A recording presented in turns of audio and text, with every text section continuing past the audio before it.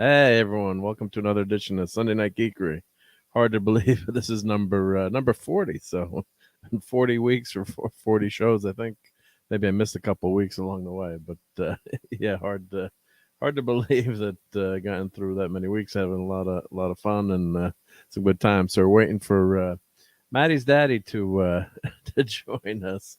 Hopefully, he's going to be able to get the little dynamo, as he said.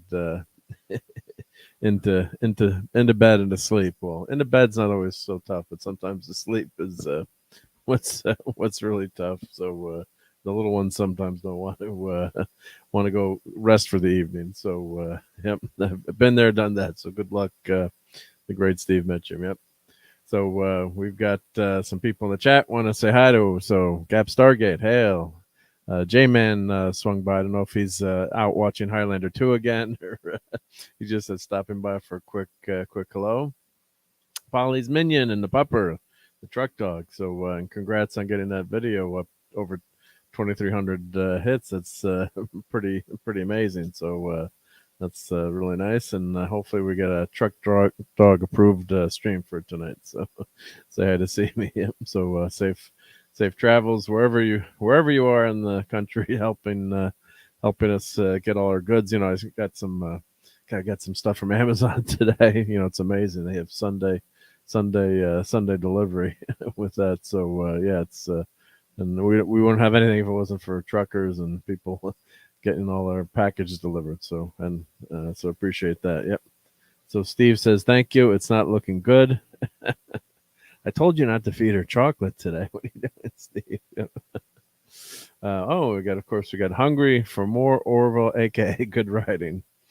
Hiya, folks. Working on yttrium, serum, and scandium joke in honor of our engineering maker host, the magical Mark D with the C. Thank you for that. Yep, looking forward to hearing that. Yep. And Phantom says, beware at Steve Mitchum, Maddie. We'll use her mutant cuteness in order to stay awake. You have been warned. LOL. Yeah. If she's asking to watch another few hours of the Muppet Show, that might not be a good a good thing. Oh, I think Maddie's daddy's trying to pop in. Let's see if the interwebs are working. And LT is in the chat. Hey, Lord Thoth, saying hi to everyone.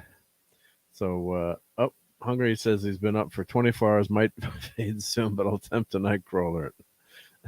that's 21 hours. That's a long time. Yep. So good luck. I hope you can stick around. I hope we don't put you to sleep, but if we do, I won't feel so bad. So and Hungry says Avon never died. Yep. I had that Avon video out. I put on YouTube the clip of Avon, and let's see if I can add Maddie's. I don't think his connection's great out there. We'll see what happens here. We're hearing a little Maddie. Can you hear me?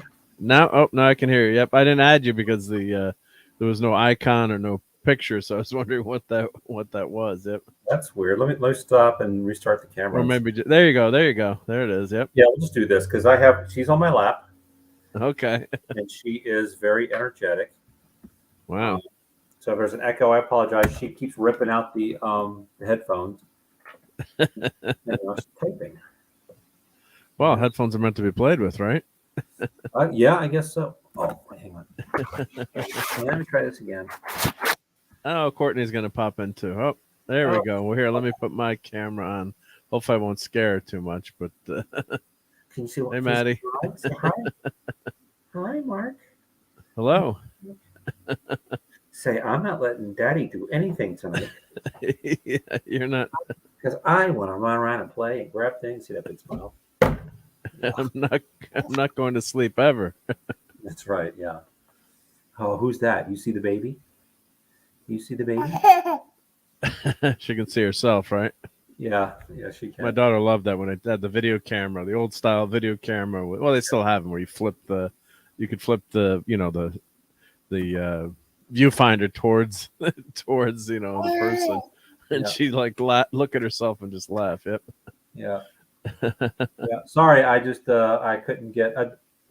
Um, Hail, Courtney. I, I thought you should have somebody here, Oh, thank you.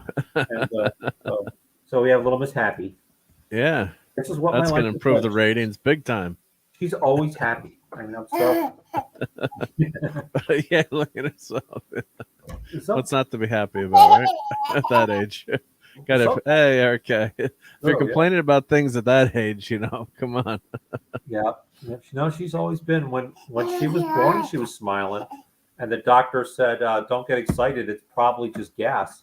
And if it is, the gas has never stopped. She's got natural laughing gas, right? Yep. Yes, she does. I wore my Dad Man shirt, except I'm not Dad Man walking, but I'm Dad Man talking. So, Yep. oh, Well, the Mr. dad Eric. man can't be here tonight. He's got other things, family obligations going on, and helping his kids. He said with some stuff, and Yeah, Fortnite's got a new season, so he's not playing Fortnite. We're just teasing, but maybe he's eating that unicorn ice cream still. But yeah. Can you say hi, Eric? Hi, Eric. You say hi, Eric? No, okay. It's so funny what the things that children know that you don't realize they know. Tonight I said, "Oh, thank you, hungry." Yes, yes, ma'am. What? Oh, you want to play with the mouse? You want to play with the mouse? Um, I was showering her and I was spraying her with the shower thing. And I said, "Turn around," and she turned around, and I didn't even know she could do nice. that. So, Colony has kittens, puppies, and kisses. I think that is a teddy bear. Yep.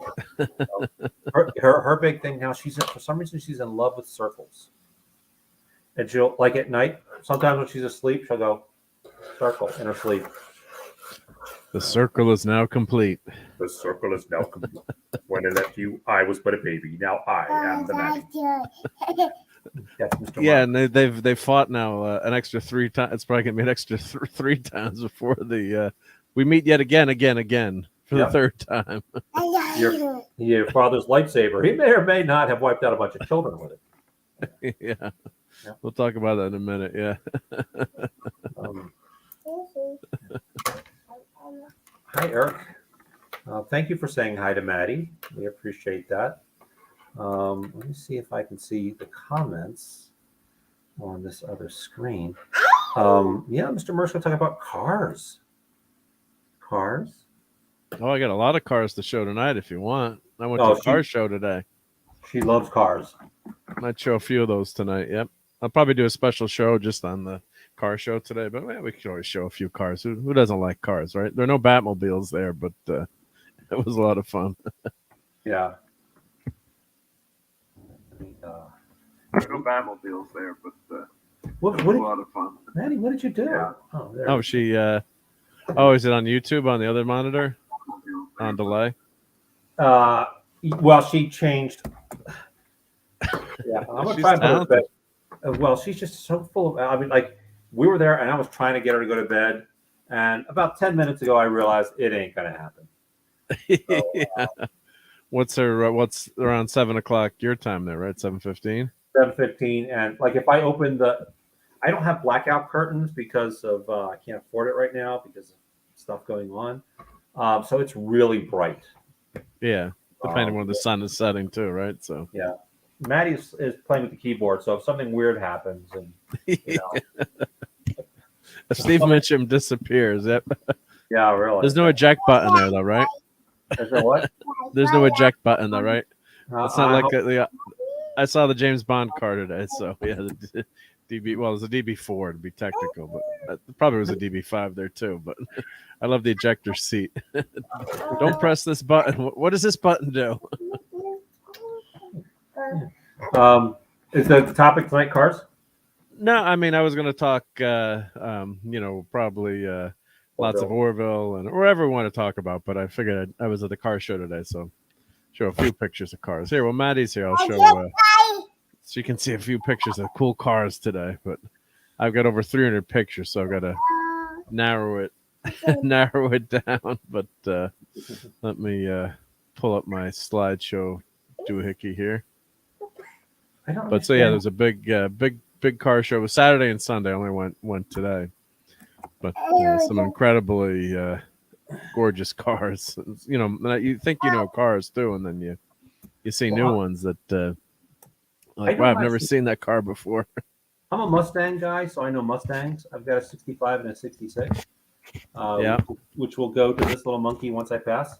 That's kind of it. That's kind of, I mean, I can't afford the other kind of cars that. You can't afford the Cobra, the Testarossas, the Lamborghinis, any of those cool, the Lotus, any of those cool cars that. You ready to go to bed?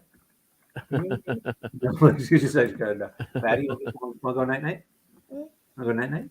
You go night night." Oh, what did you do? What did you do? Oh, you opened up new tabs. How many tabs did you open? Just one. All of them.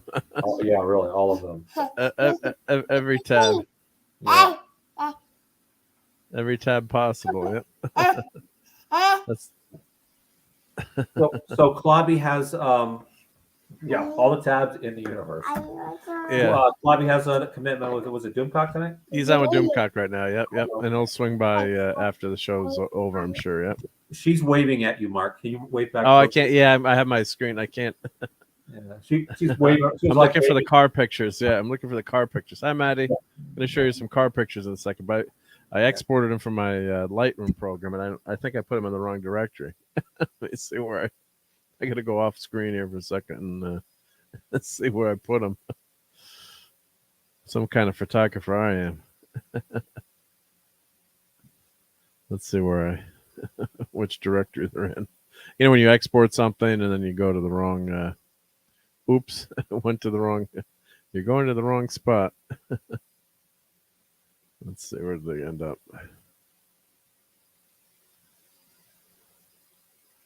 Let's see here. Keeps muting the mic. I guess the space bar must be the keyboard. Oh yeah, there's they added some shortcuts in StreamYard now, which actually is pretty useful. But then you got to remember all the shortcuts. Yep. You can't see it, but she's doing this on the keyboard. She understands typing. So. Well, she's gonna Reed Richards the reprogram StreamYard. Yep. Hungry Boy, her Ford XR. She loves cars. That was the first word other than mommy and daddy that she ever said. It's her favorite movie, but just the first one. She doesn't really care for the second or the third one.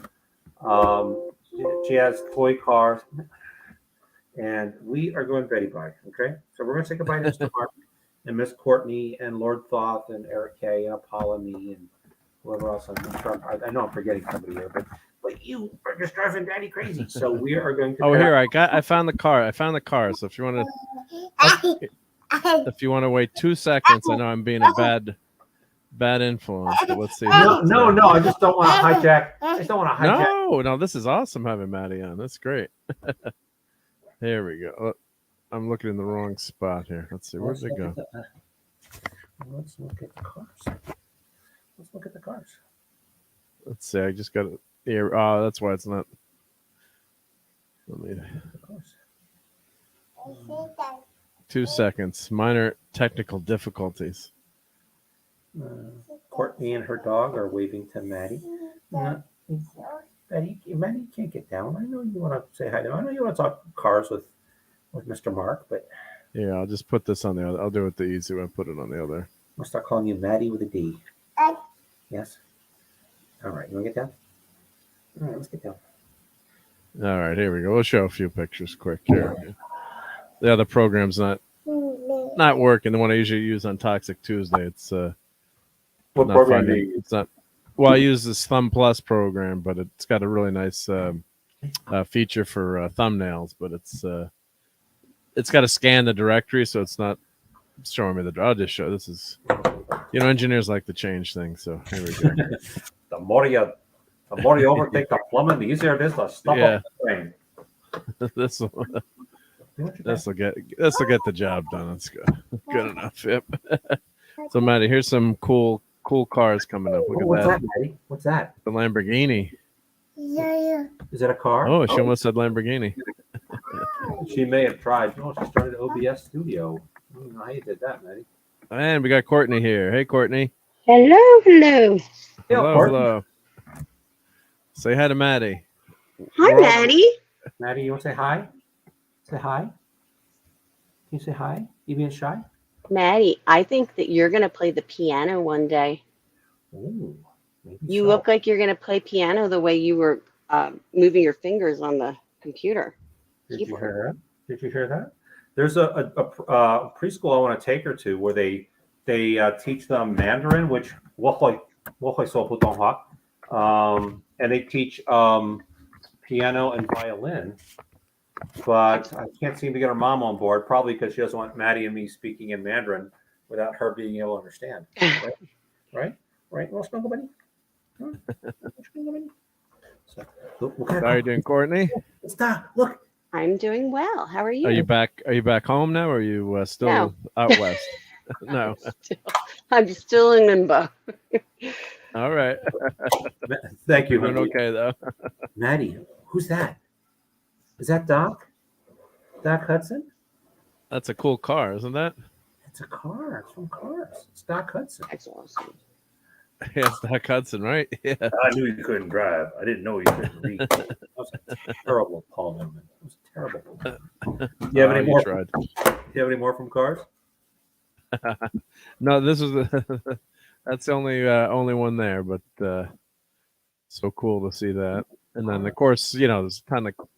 I'll do a special show for all the car geeks out there, but a ton of Cadillacs and Ferraris, and so it's a 2-day show. Only went today. That car won some awards, but just, you know, what's amazing is just to see how gorgeous the condition of all these cars, and they're probably better than when they came off the assembly line in some ways. Yeah. I mean, it's just gorgeous. I'll go through real fast, Yeah. and then they had some motorcycles there too, which are my favorites. So some BMWs and BSAs. Ooh, you like BSAs and stuff. My ex, when I was in my 20s, he worked on British motorcycles. So Norton's, BSAs, Triumph, but Nice. older ones though. And Yep. I always wanted a 1969 Bonneville, Triumph Bonneville. What's I thought that? they were Classic, yep. cool. Yeah. Fonz drove. I think Fonz on the Happy Days had a Bonneville. I think, What's if I'm that? remembering right. Yeah, it's a cycle. Good job. Yeah, that's hear a that? cool one. Yeah, It's a cycle. She said circle. cool orange one. BSA. Yep. Cycle, yeah. British Small Arms. Oh, that's what that is. All right. I never knew that's what it stood for. Yep. British Small Arms. That Yep. makes total sense. Right. Not Boy Scouts of America. Yeah. That's really funny. Oh, Steve must have just gotten dumped by Maddie. This was a cool motorcycle because they had they had a 50-year reunion, and a bunch of people that rode the motorcycle signed the tank, which is really Oh, that's cool. Yep. Were you saying that you liked Mustangs? Is that you? Yep, I have a 67 Mustang, and Steve, I guess, Ooh. has a 65 and a 66, or did he say 67? I'm not sure I what. didn't hear. I can't remember now, but we all, you know, I think So- Steve has two. So, yep.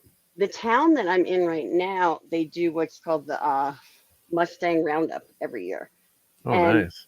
There's, I mean, probably Thousands and thousands of Mustangs. not that many, but hundreds definitely. Hundreds, yeah. To Okay. drive yeah. into town, and then they close down the main street downtown, which is not big, but it's just lined with all the cars with like their engines open, and you see like the Cobras and the it's really neat. Cool stuff, yeah. My younger brother's like totally into Mustangs, so I used to go and like take pictures of every engine that was like a Shelby Cobra, the kind that Nice. he liked.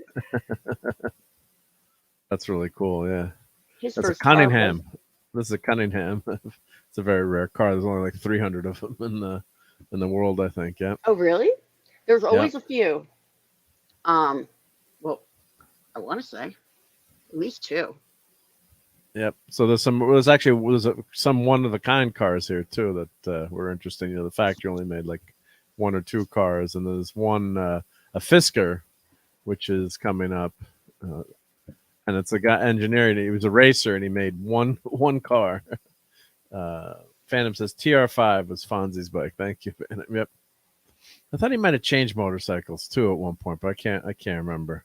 I know he changed from jackets. He changed from That's weird, right? the sports jacket to the leather jacket, because the executives didn't want him wearing leather jackets because they said it was too too scary. Sweet. Yeah, that's an amazing car. Imagine rolling up somewhere in that. That is sweet. I have a pretty cool car to show you. I just have to pull the picture up. I was looking at it earlier today, which is funny. Just give me one moment to grab my dog. He's having a heart attack from the thunder. I will be very quick. No problem.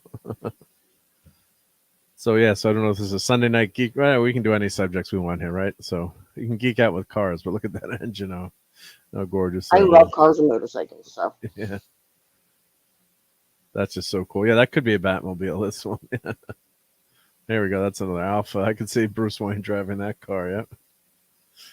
And that car won some awards. That's a very rare Italian car. I can't remember the name of it now.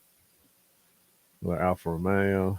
But just I'm going through these fast. I think I'll do a separate show just so not to bore the non-car people, but yeah, Bugatti, just gorgeous craftsmanship, and the people that restore these, it's just amazing. And it's fun to talk to them too. So one of the guys was asking about a Mercedes. It was in 1904 Mercedes, and the car owners always want to talk and tell people about their cars too, which is fun. So that's a famous Gullwing Mercedes. Yep. There we go.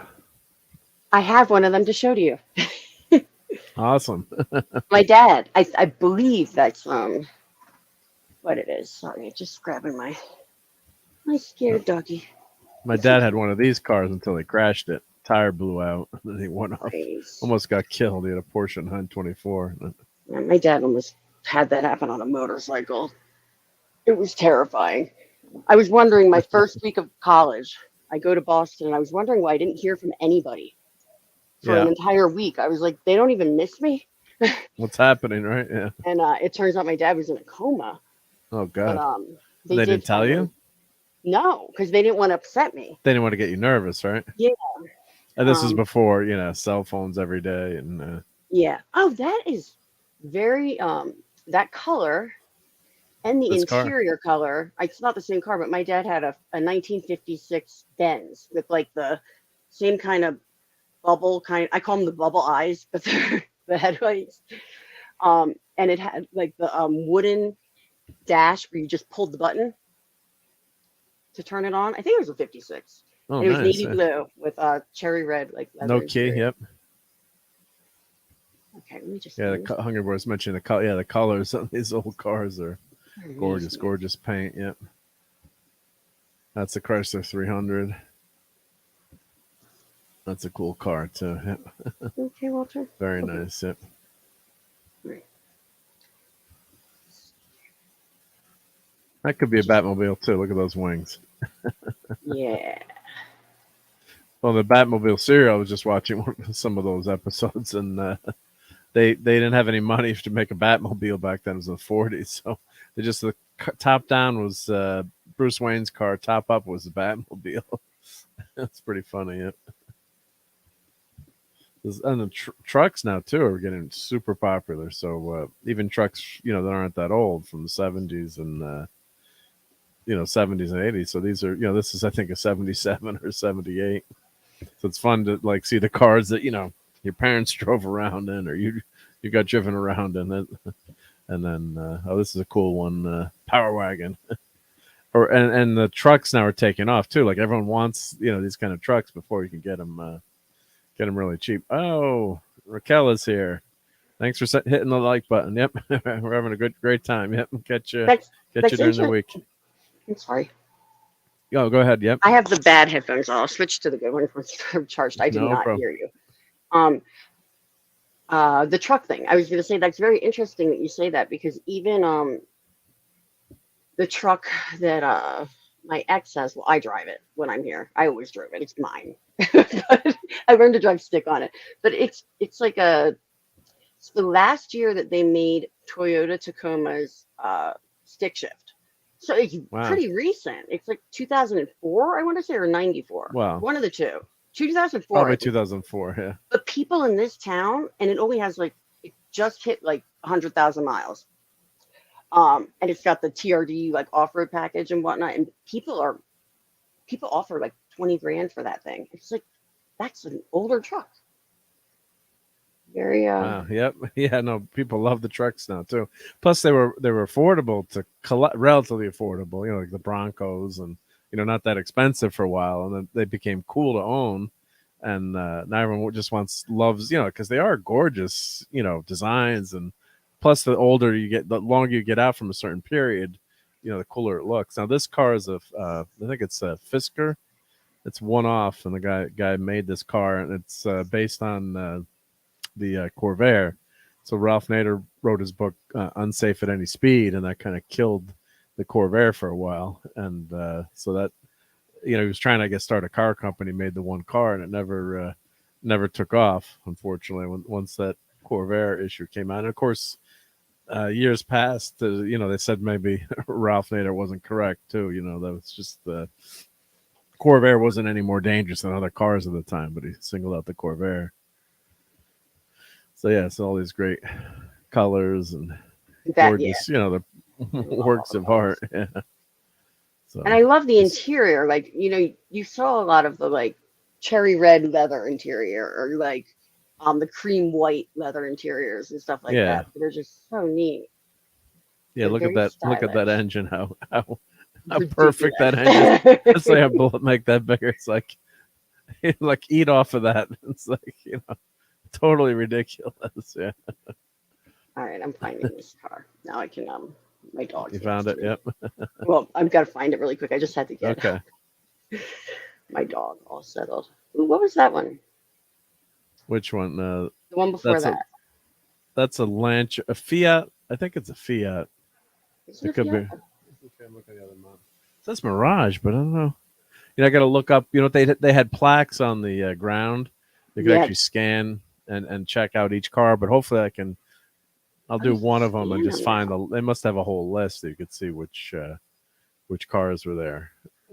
But some of these cars were, see, like you could scan it. Oh, that's cool. So that's Bizarro Superman's car, a Bizarrini, a 5300 GT Strata, 1967. Never heard of that car before, never seen it. You know, I think I'm I'm not consider myself a decent car, some decent car knowledge. You see all these very rare cars. So Small Time Republic, he's not a fan of the new Bronco. I don't know if you like the old Bronco better. I like the old one. Yeah. My stepdad actually had pretty much the same year and color as the famous Getaway. Famous OJ. Yeah. Well, June 17th is coming up again, which is my birthday and the anniversary of the low speed chase. So happy early birthday. Because I was watching it was the New York Knicks, and I'm not a big basketball fan, but the Knicks were on, so it's some friends over, obviously, for my birthday. And that's Wayne Carini's car, is famous for chasing classic cars. He's a famous car person. Gorgeous car. And I couldn't really care, could care less really. But then they're interrupting the game, and my buddies are watching the Knicks, and I think they're playing the Bulls that year, not that it matters. And they're doing the double screen or whatever. My friends are screaming, "What? Get rid of OJ. We don't care about OJ. Make put the game back on." They're going bonkers. Yeah. And then for a while they switched just to OJ, and like a little tiny corner was the game. We were watching it. I don't know. We were watching it in school. I remember in homeroom. We were watching. Maybe it was the trial or something. Must have been a try. Yeah, because the chase was at night. Yeah, the chase was at night. So I think it was a Saturday or I'm guessing a Saturday or Sunday night. I can look it up, but yeah, because everyone was over for my birthday, so it wouldn't have been like during the day. That's a gorgeous Shelby Cobra, and that's a remake of the car of like a British car. I guess they're making a modern. It's like a new old version. Yep. Hemi-Cuda. I don't know if we had a Hemi-Cuda here. Gotta check. Well, I'll just go through all the pictures. Why the heck not? Right? Yeah, it's an Allard Motorworks. It's a new version. Yep. And they advertise you can fit 2 golf clubs in the back, so you can go play golf and fit the golf clubs in. So these are the modern supercars. So that's a Glickenhaus SCG, and I'm not buying that one next week, but maybe I'll get the Matchbox car. That's the new Ford GT. And if you have to ask how much these cars are, you can't afford them. McLaren. I can't even think about how much cars cost in general. Oh, these are $1 million and up. I'm talking about in general, though. In general, like at yeah, this well, point in my life yeah, right now, it's like $1 I don't even want to. million Yeah. more. Yeah, that's a Lamborghini. That's a gorgeous Ferrari. Yeah, it looks even good with the blue. Yep. And that's the Bugatti Veyron, which for a while was the fastest car in the world. I think they lost that title. It went about 250 miles an hour, something like that. I think Simon Cowell bought one too. They were showing him trying to drive it. Yep. But I mean, any of these cars. That's the GT5. Unfortunately, that's the one the actor from the Fast and Furious passed away, crashed in. Did you say the things they carried? The what? Did you bring? Okay, maybe I heard something. Never mind. No, that's okay. I thought you said the things they carried, meaning like talking about the book. I don't know. No, just that. Yep, no, that's okay. Yep, just this. That was a Carrera that. What was the guy from with the Paul? What was his name from Fast and Furious? I can't remember his name. I never saw. I saw part of the first one. Aren't there like a million now? Yeah, there's like 20 Fast and Furious movies. Yeah, someone will get it in the chat, but yeah, unfortunately, they went for a test drive in the car, and allegedly, who the heck knows, but they said the tires were very old because the car, cars like this, like you don't drive the car, and I guess it's supposed to, you have to have new tires, and they spun off the road, so there was an issue with whose fault it was and what had happened. So, but very sad either way. Yep. And that's another. I think that's another Bugatti.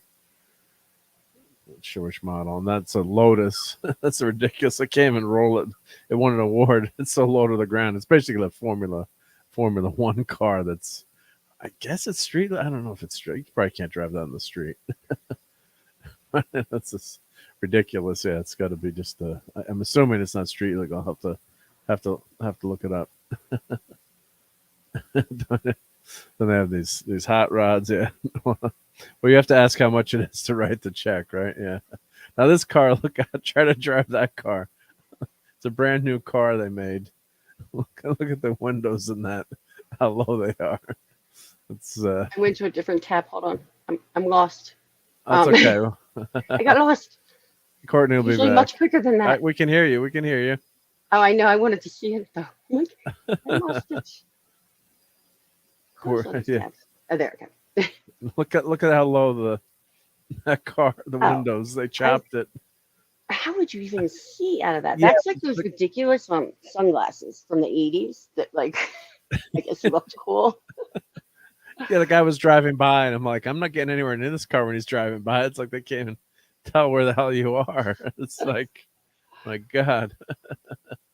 It looks cool, but there's all these rat cars they call them, or yeah, I guess it's a California car. Can't that one? There's no top. Yep. OJ Chase started at 6:45, ended at 9. Yeah, that seems about right. Fan him. Yep. That would make sense. It was during dinner in the game. Yep. So fly. But some of these are. Here you go, Hungry Boy. Someone artist there on the scene drawing the cars. Very cool. There's whatever he's had for lunch. Has he got his name there? So I always like seeing that. It was really cool. So he's drawing that. That's a classic Ferrari GT. Yep. And I liked the old I mean, you're gonna make fun of me, but I like Novas. Chevy Nova. Yeah. Nova I means mean, I car know they're not like fancy does not schmancy go. or Yeah. anything, but Well, a friend had 3 of them in the backyard on blocks for a while at his parents' house. So one of our friends told him, "Hey, let's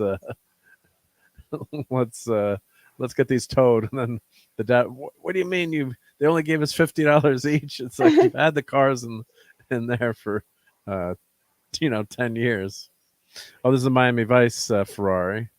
Of course, the car Miami Vice was a fake Ferrari. It was a converted car, but that was a white one. If you remember, Don Johnson, yeah. Tubbs and Crockett. It That was the Ferrari. Oh god, was I'm a drawing a fake? blank on which. Well, they had it was a kit car. You could convert a Corvette into a Ferrari. So I think later on they ended up with a Testarossa or some other Ferraris, but that one, that's the Ferrari Daytona. Yep, really cool car. I'd love to have that with a convertible and ride around town. Right, another Ferrari Ferrari Daytona. Fiat. Here's some muscle cars, guys. So it's a yes. Javelin. So it was a friend in college had this car, AMC Javelin, American Motors Company, and he had a blue one. Really cool car.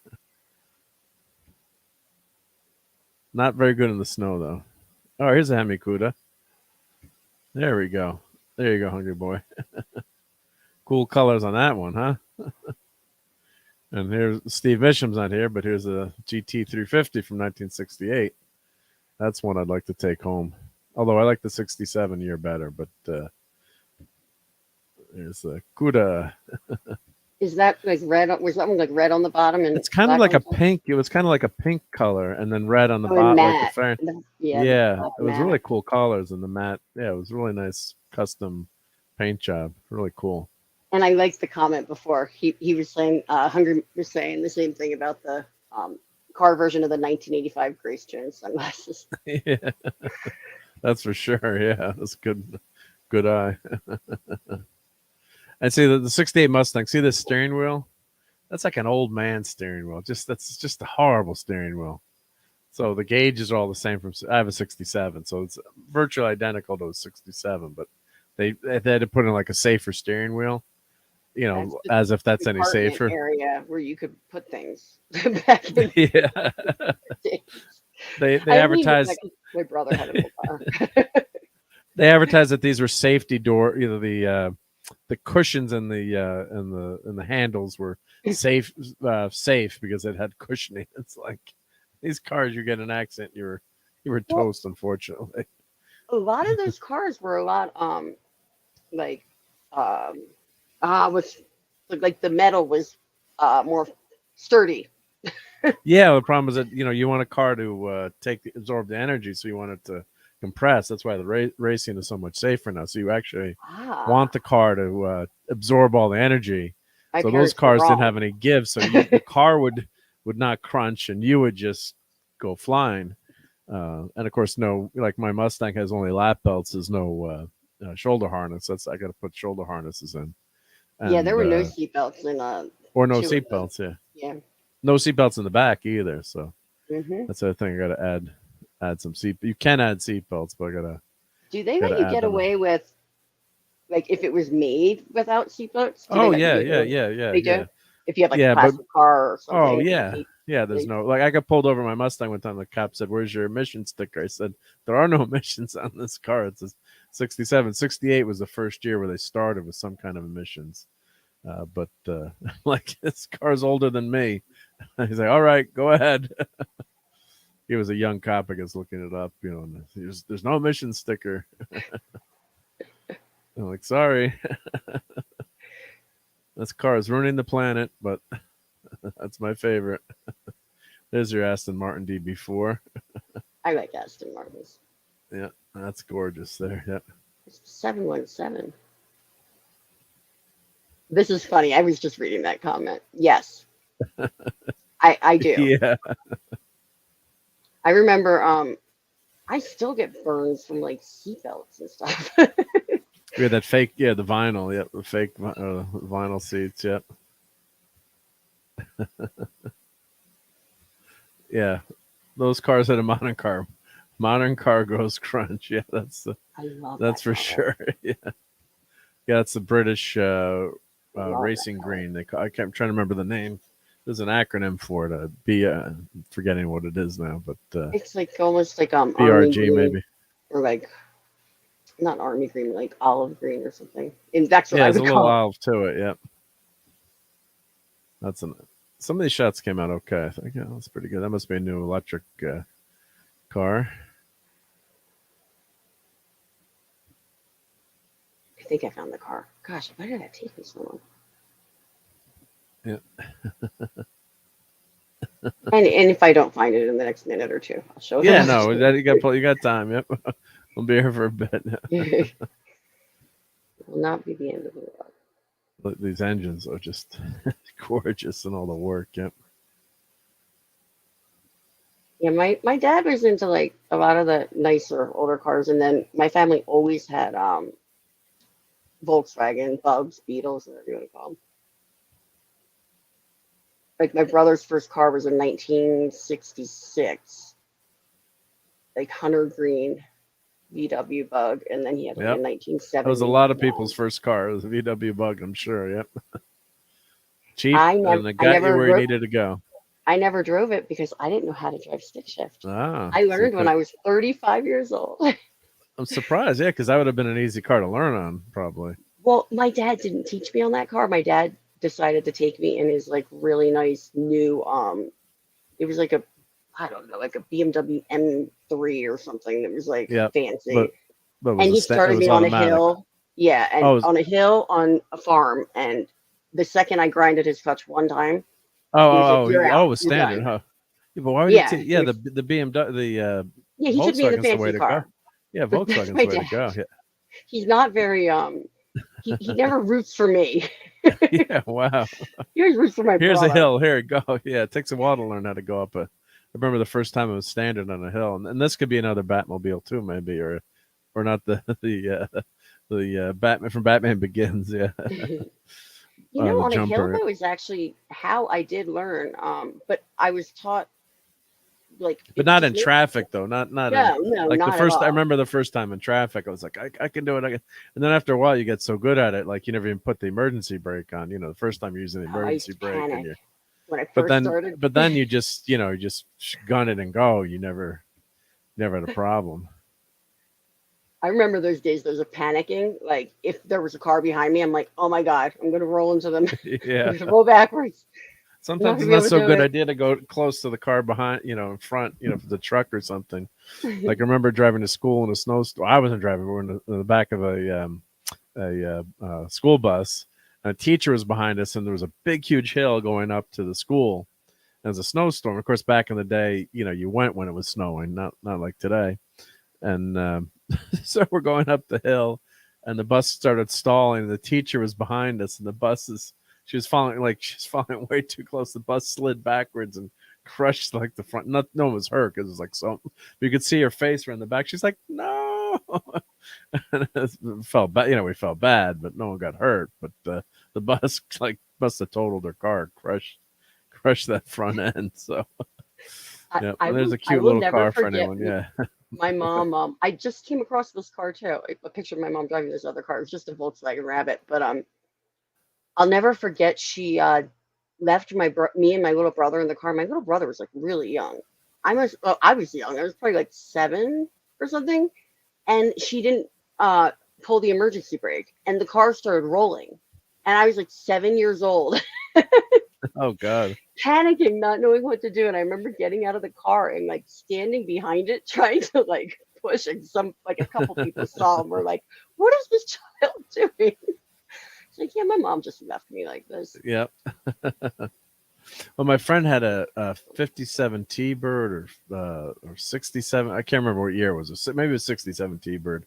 And I got to ask me, but one of the features was if the car was in park, but if you did something inside the car would like disengage and turn off the park. It was like a convenience feature. So he was driving the car for the first time. I got to ask him. I forgot what it was, but there was some like feature in the car. It was supposed to be like a luxury feature that would automatically, get ready to drive. So whatever he did, then the car took off on him, and that would. he had to like jump into the car. He almost killed him. And it was just right when he had bought the car too, and like the little lady he bought it from left notes like, "Don't do this, don't do that." Oh, this is Wayne Carini. That's the car guy. Yep. If anyone knows chasing classic cars, yep. That's a classic Jaguar. I love that. It looks like Speed Racer to me. Yeah. Of course, blue instead of white, but at number 9, that's a cool number too. So that's a great Jaguar racing car. Gorgeous. Now, how much do you think this car is going to sell for? What's the auction range? You're going to ask everyone in the chat. It's a Shelby. It's a Shelby. It's got a 289 engine. It's a 1964 car, and it's pretty beat to hell if you can see it. But what do you? 125,000. It could be way off. You're way off. Yep. You're way off. $1 million. What? Oh yeah. So it's one of the original Shelbys. Wow. The 289 before they put in the really big V8, the 427. So it's from 1964. I was so close. Yeah, Phantom for the win. Of course, though, if his price is right, Courtney would win because they're estimating at 1 point. Who the heck knows when it goes to auction? That's really funny. We were playing that on a stream yesterday, and I was not doing well actually. So here we go. But Phantom's got the high end there, so he's probably win. But yeah, so 64 Shelby 289 Cobra. So they came with a much bigger V8 later. So the 289 was in the Mustang initially as the V8. Well, there was a 264. Oh, we got our buddies here want to see some cars, so let's remove them and report them. Yep. Yeah, it's been lonely without these guys around. Yeah, they were hitting starting at Star Trek every few seconds last night. It was crazy. But let's block them again. Yes, report. Remove. Yeah. Oh, we got to do each one, I guess, too. It looks like what they do. They probably just multiple accounts. So that's what happens. Yep. Those tricksters. Yeah. Bastages.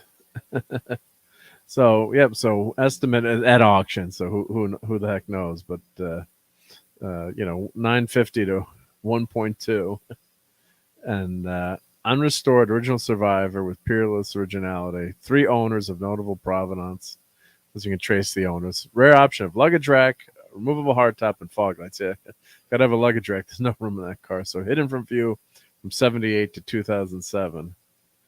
So there's the. If anyone would like to bid, I'll leave that up. I don't want to skip by this. So if anyone in the chat would like to bid, you can scan that right now with your phone and go ahead and bid. But if you do win, I would like a test drive someday. If anyone wins the car, that'd be awesome.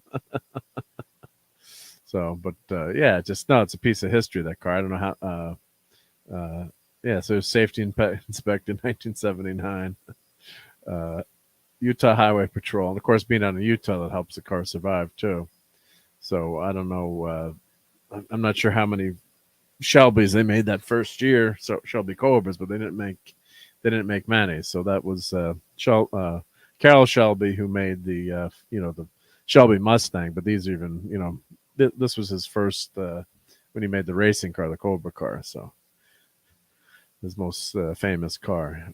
And then, of course, they made as I said, the version for the Mustang. But so these guys are just standing there. That's $1 million car. Don't scratch it. Don't fall on touch. it. Yeah, there's no don't touch. Don't breathe. Don't breathe on it. Don't even look at it. Phantom says bots keep hitting him. I'm really shy. So yeah, just some, these old, 30s, 20s, and 30s, just gorgeous cars. That, and of course, you're right on the water there, so it's a nice backdrop. And as a photographer, I'm always like, get out of the photo. Can you just everyone move away? You can't do that. There's too many people there. Now this is the Mercedes. I talked to the gentleman a lot about. I'll explain a little bit about that car in a second. But that's a 1904. How cool is that? It looks like weird, I don't know, like nerd movie eye goggles on the front or something. Yeah. Like, Chitty chitty bang bang. It and does, really yeah. described that And those are perfectly, those are gas lantern guys. There's no electric on that. I asked the guy, and he said I think they converted. Maybe they had converted them to electric, but yeah, those are gas lanterns. So just really cool. Look at the engine, but it's 1904. 1904. Wow.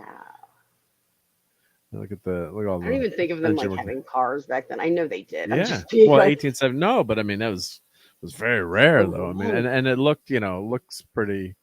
It's starting to get away from that horse and carriage look. It looks, semi. Well, not I should say modern, but So then, I mean, it was really expensive to have a car like that. Yeah.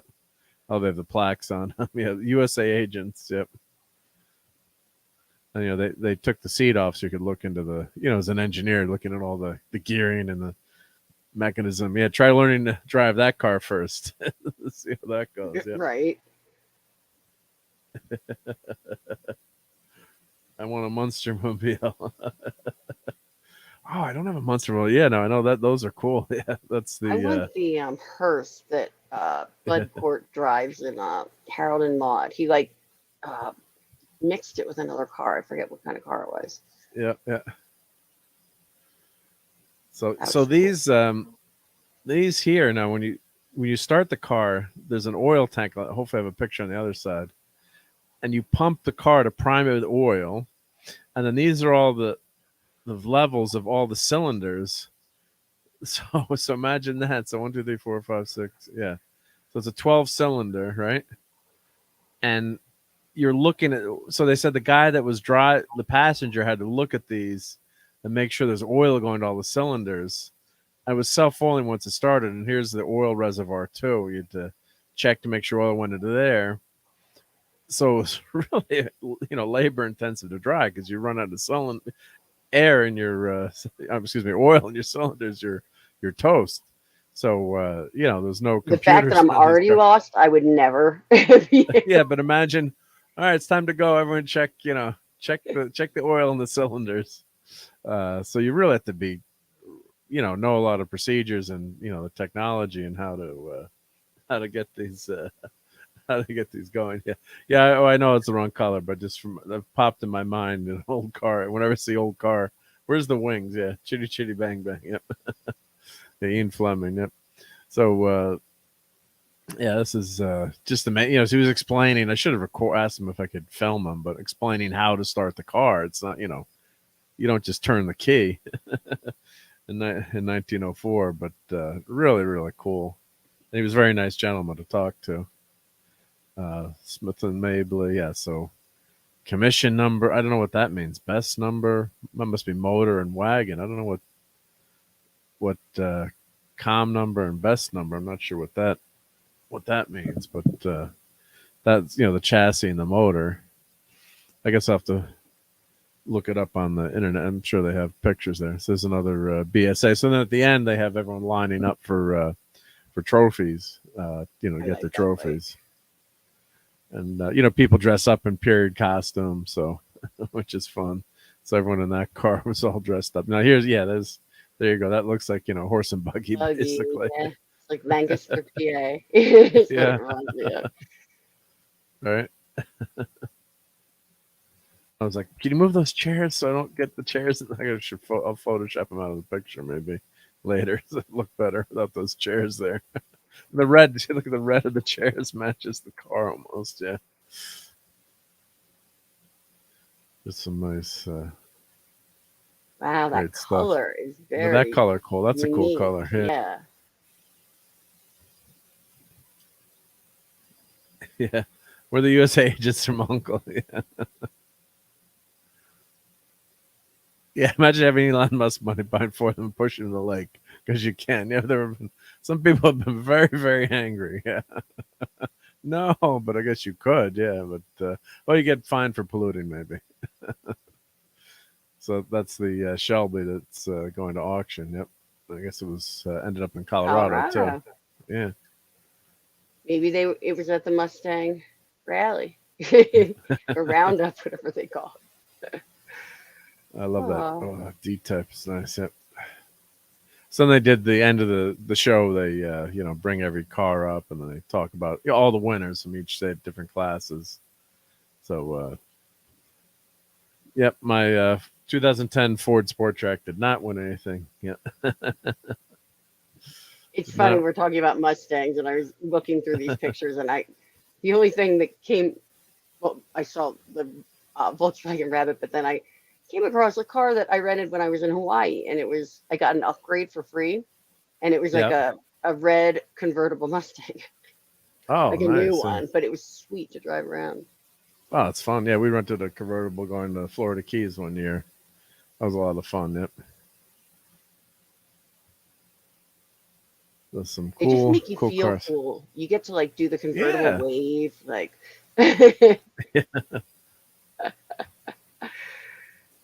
Yeah, people are very friendly. They always want to talk about the cars and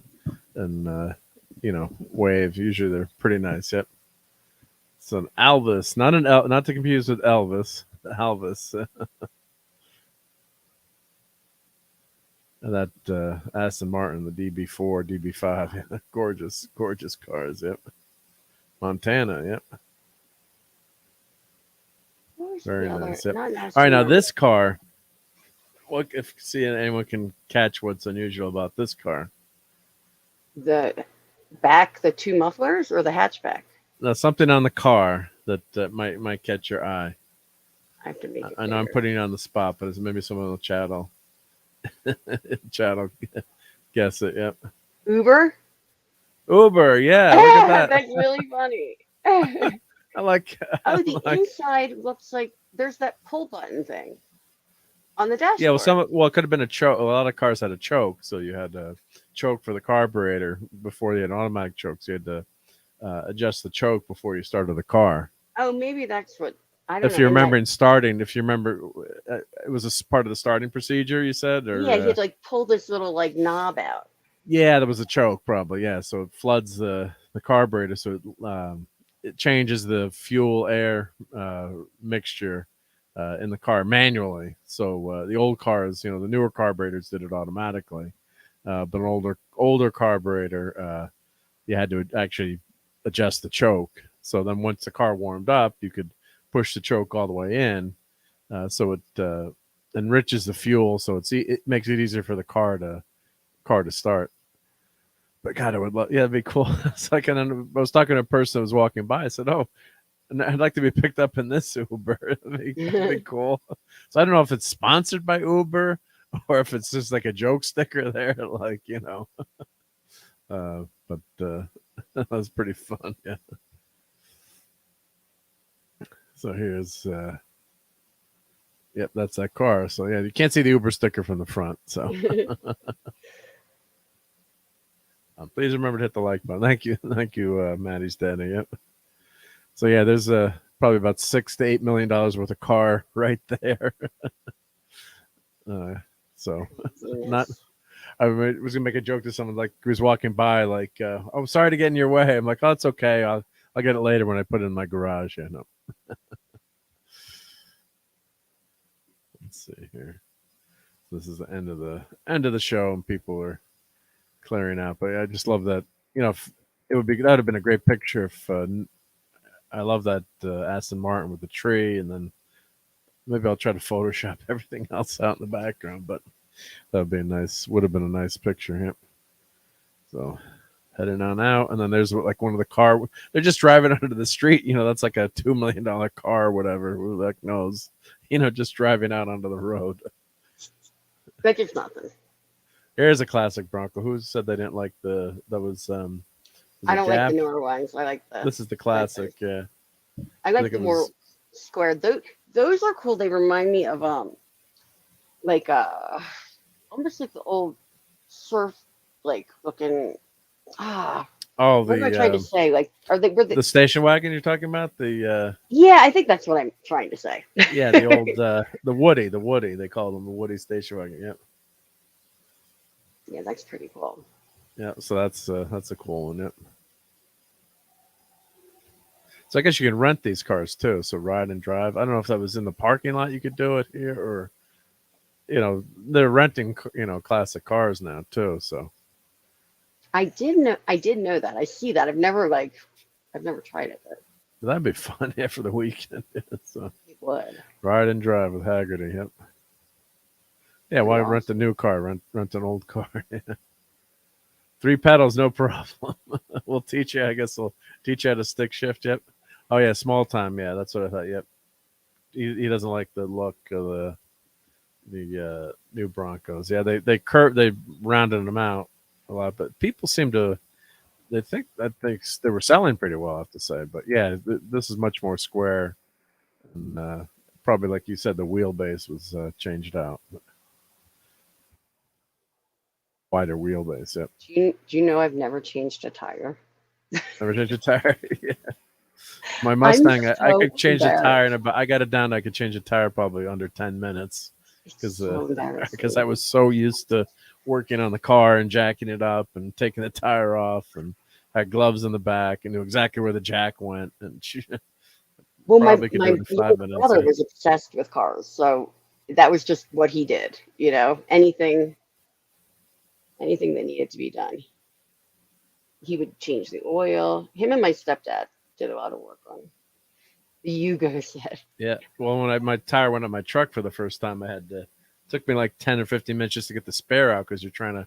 There's like a couple of pieces that you put together to go into the car behind the tailgate. Oh, It lowers the tire down, and you're I know what you're talking about. yeah, you're like you got to look at the owner's manual.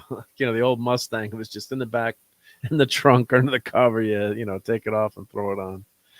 So of course, all these cars are transported. You know. Uh, in I guess the valuable ones in car carriers. So just the parking lot filled with all the car carriers taking them all home.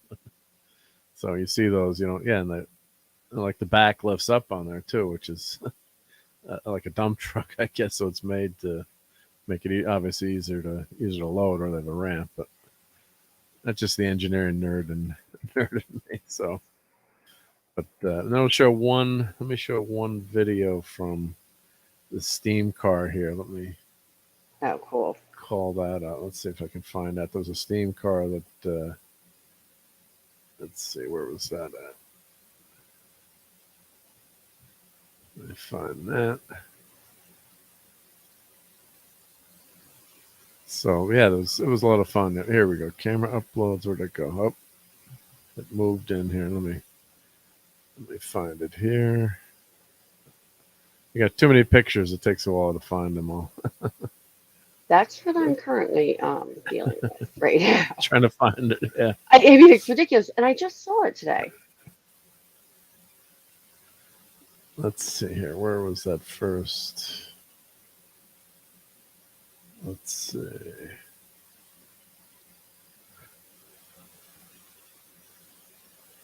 Bear with me, folks. It was really cool. It was the guy starting the steam engine. So let's see here. Is it fault? No, never mind. Yeah, let me. Here, can I grab this over there? Well, yeah, I'll just go through these two. Why the heck not?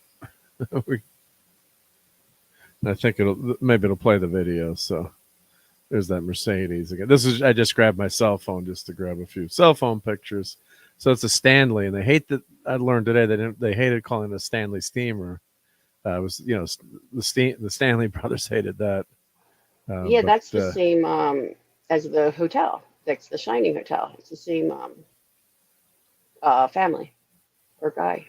The Stanley Steamer. Stanley steamer, yep. Hmm.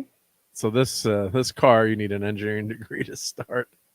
So look how so it's steam powered, everyone. It's unbelievable. So let's That's see. a cute little. That's the Shelby that's going for over $1 million.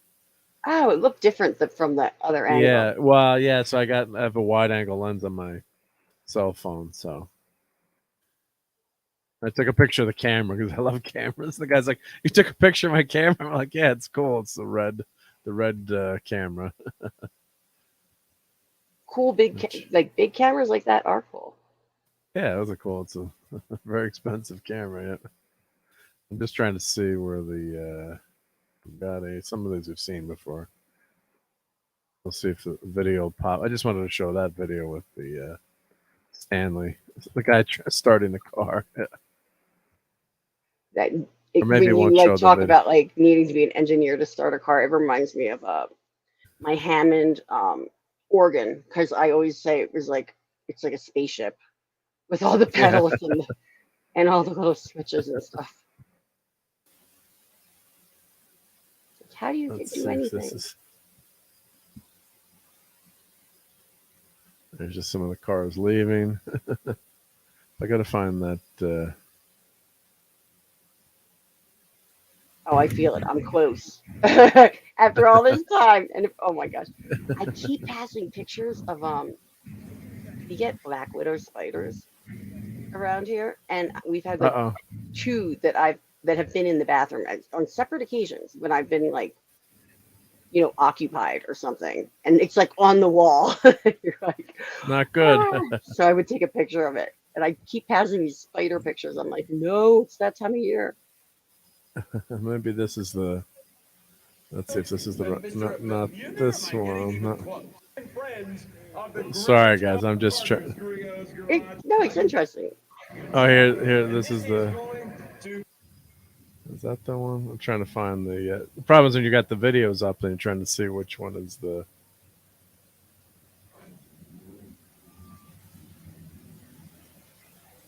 The correct one.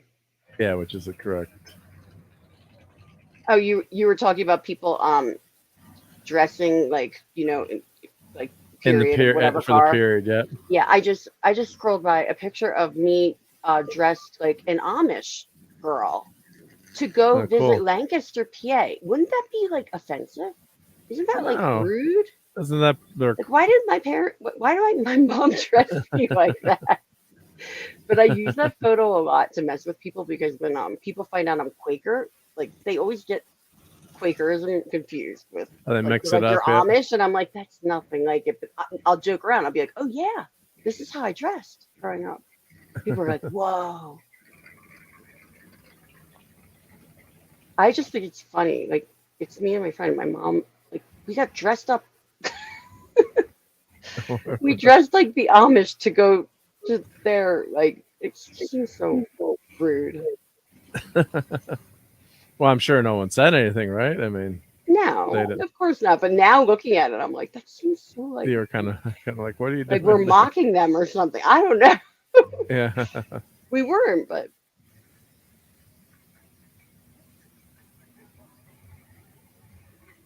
oh, those are cool pictures of the Stanley Hotel. We were just saying. Well, it's kind of fun to see him in motion too. I have to say, just the sound. Yeah, the sound is great. Yeah. It's kind of like how nothing compares to like the crackle of a record player. Yeah, the engine sound. Yeah. I love this nice traffic jam, right?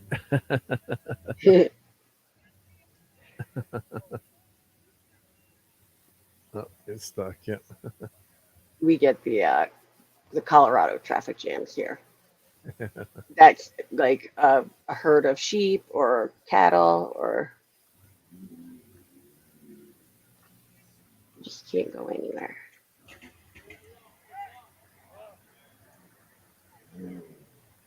Oh, here, I'll just play it on for my Google here. But that was pretty. Here we go. Let's pause that. I'll pull this over here. There we go. This is what I want to show. This is pretty cool. The The guy, well, that's started. There it goes, catching up. That's running. Yeah, all good stuff there. Yeah. Sorry about the bad mic on the camera, but It's fine.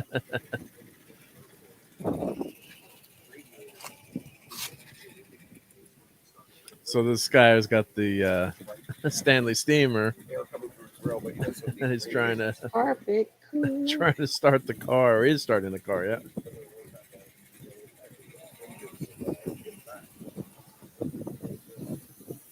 I have a question. I found a picture, and I want to see if you know what kind of car it is. It's probably just a Okay, cheap cool. car from back in the day, but not now. But when we're done. Yep. Hey, Well, this will be. Quakers kick ass. But just watch the guy, and he's nearby actually. He's like the next town over, I think, and so I guess I don't know. I saw him driving the car in the parking lot after.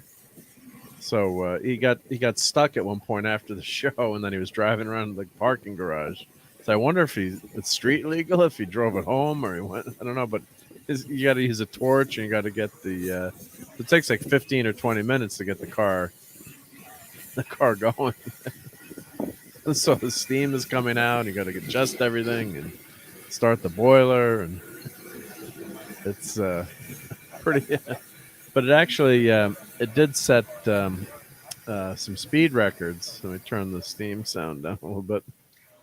I want to see So- if they had one of these at the hotel. Well, there's still a bunch of people that keep them Or running and keep A them going. model So or something like a yeah, but they said this car had the speed record of 127 miles an hour.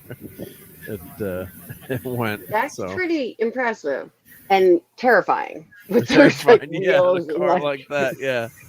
So I think for steam power, it had the first. It was the fastest car in the world for a while, which is amazing. But this guy is going. Eventually I stopped.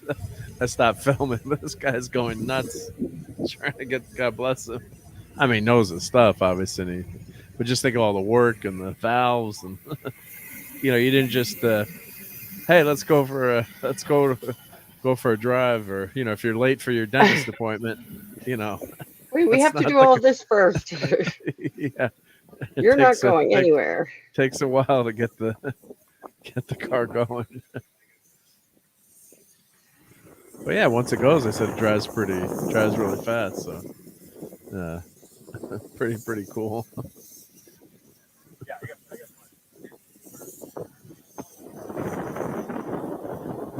So yeah, so there. Cool.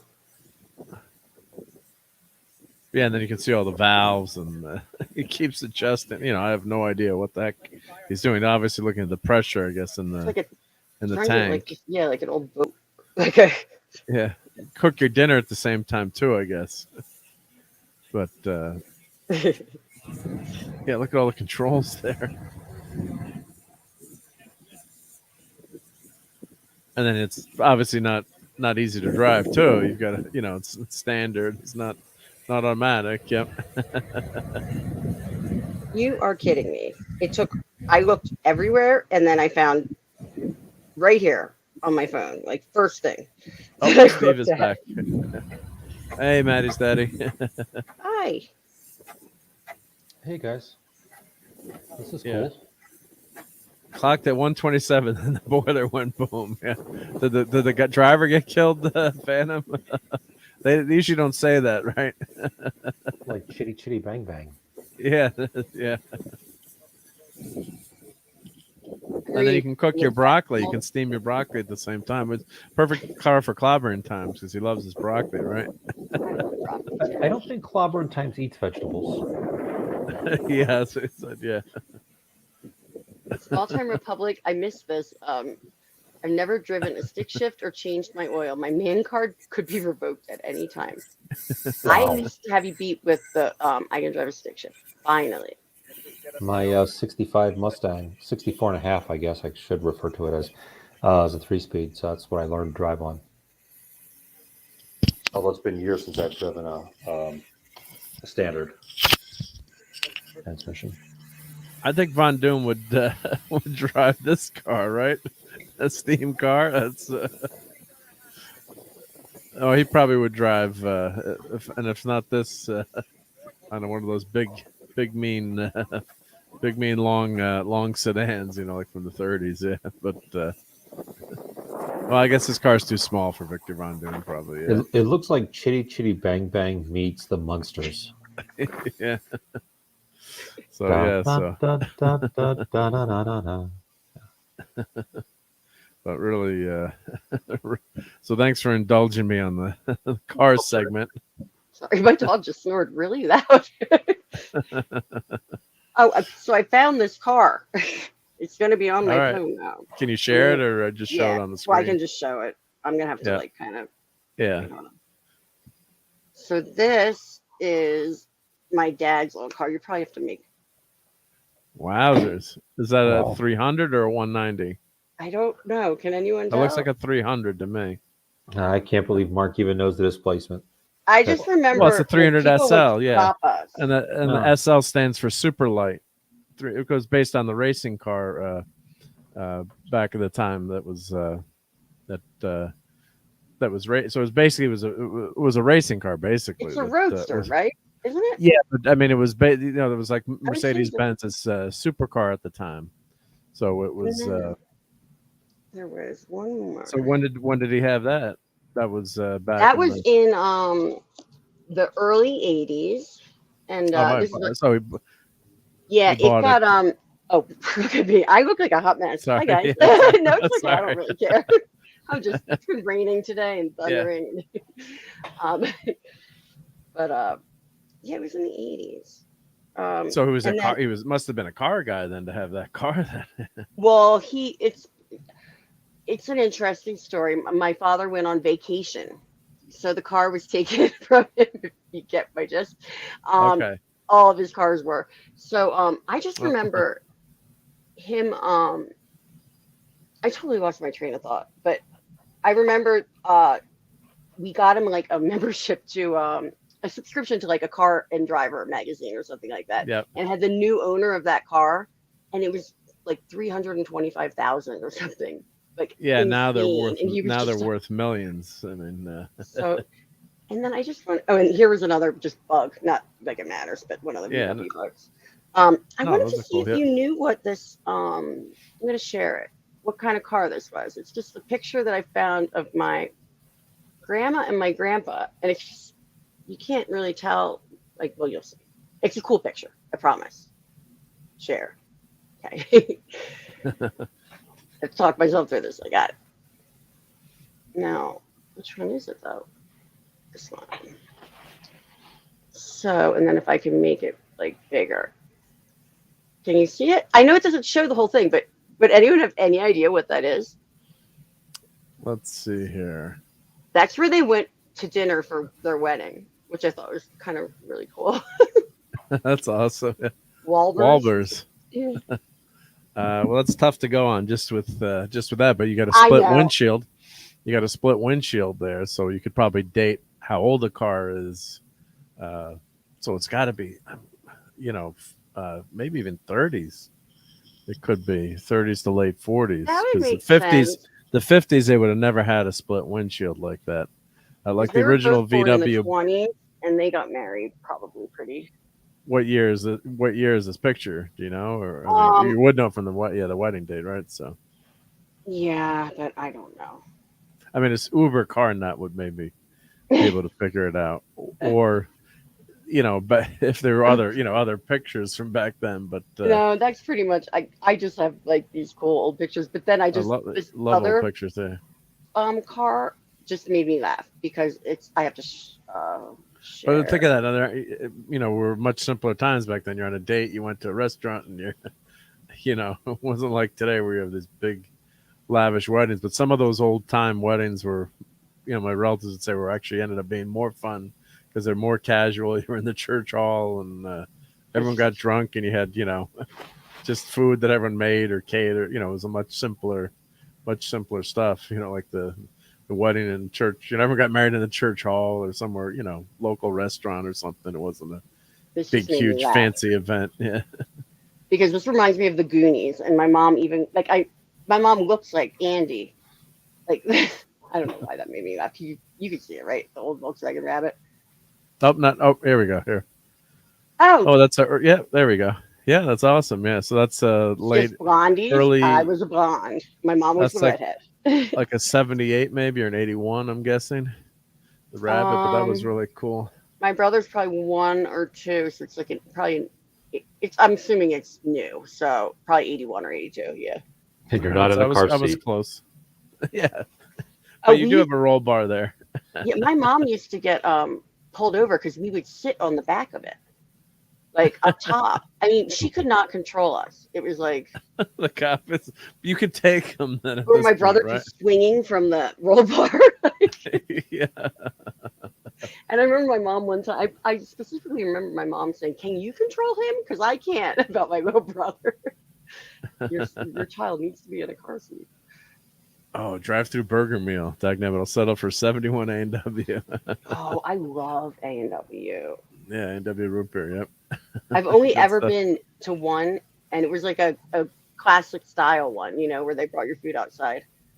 I've only ever been to one ever, and I had like an official A&W root beer float, and so yummy. I'm Yeah, hungry. like on like on Happy Days, right? Or that's the classic. Hmm. Or George Lucas's first real popular movie. Oh, what was it? With Ron Howard and what was that called? Was it the Stream Brain? I'm forgetting now. Where they were driving up and down the strip. Oh, what was that George the car movie? You remember that one, Steve? American Graffiti. American Graffiti. Thank you. Sorry, Yep. As soon as you said I was getting caught up on the comments, and I heard George Lucas and I cars. it. I was Yeah, looking at them too. yeah, you'd I meant forget. to It's respond to like, Hungry for more Orville about the Hammond. Utterly 60s, 70s oriented musically. Introduce him to some prog rock. Cool. You mean like so. yes? Oh, I got to ask about that 300 SL. So, did you ever drive that, Courtney, or did you ever go in the car, or how much did you? Oh yeah, well I was in it. Like my dad Yeah. drove me around. My dad was a maniac. I mean, he used to like when I think about it, he just would like to go fast, like drive really fast. And Yeah. we were little kids. Like when I think about how unsafe it was, Yeah. he used to drive us That's around on his motorcycle. Like I'm pretty sure there's a couple pictures of me with no helmet, like just kind of, and he would go fast. yeah. Those were the days. No, because that car. I mean, that's one of the all-time. That was picked by some, I think Road and Track as the car of the century, basically a sports car of the century. So, and He it's couldn't basically a go racing any. car. So, Yeah, he didn't drive it it's got that much.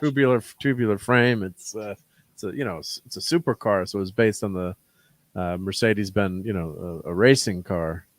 Basically, and they just brought it, and it was very, it was really expensive when it was, brought here too. So it's just, to go around to be able to like drive around and get dropped off at soccer practice with a car like that. I mean, He had they a only made like 2,500 of them, total. So, Oh, really? I didn't know it oh was that God, yeah, rare. oh no, it's That explains why super. people always were waving at us and like Oh God, honking and yeah. like I used to feel like a celebrity. I was like, I Oh got this yeah, really that cool car, yeah.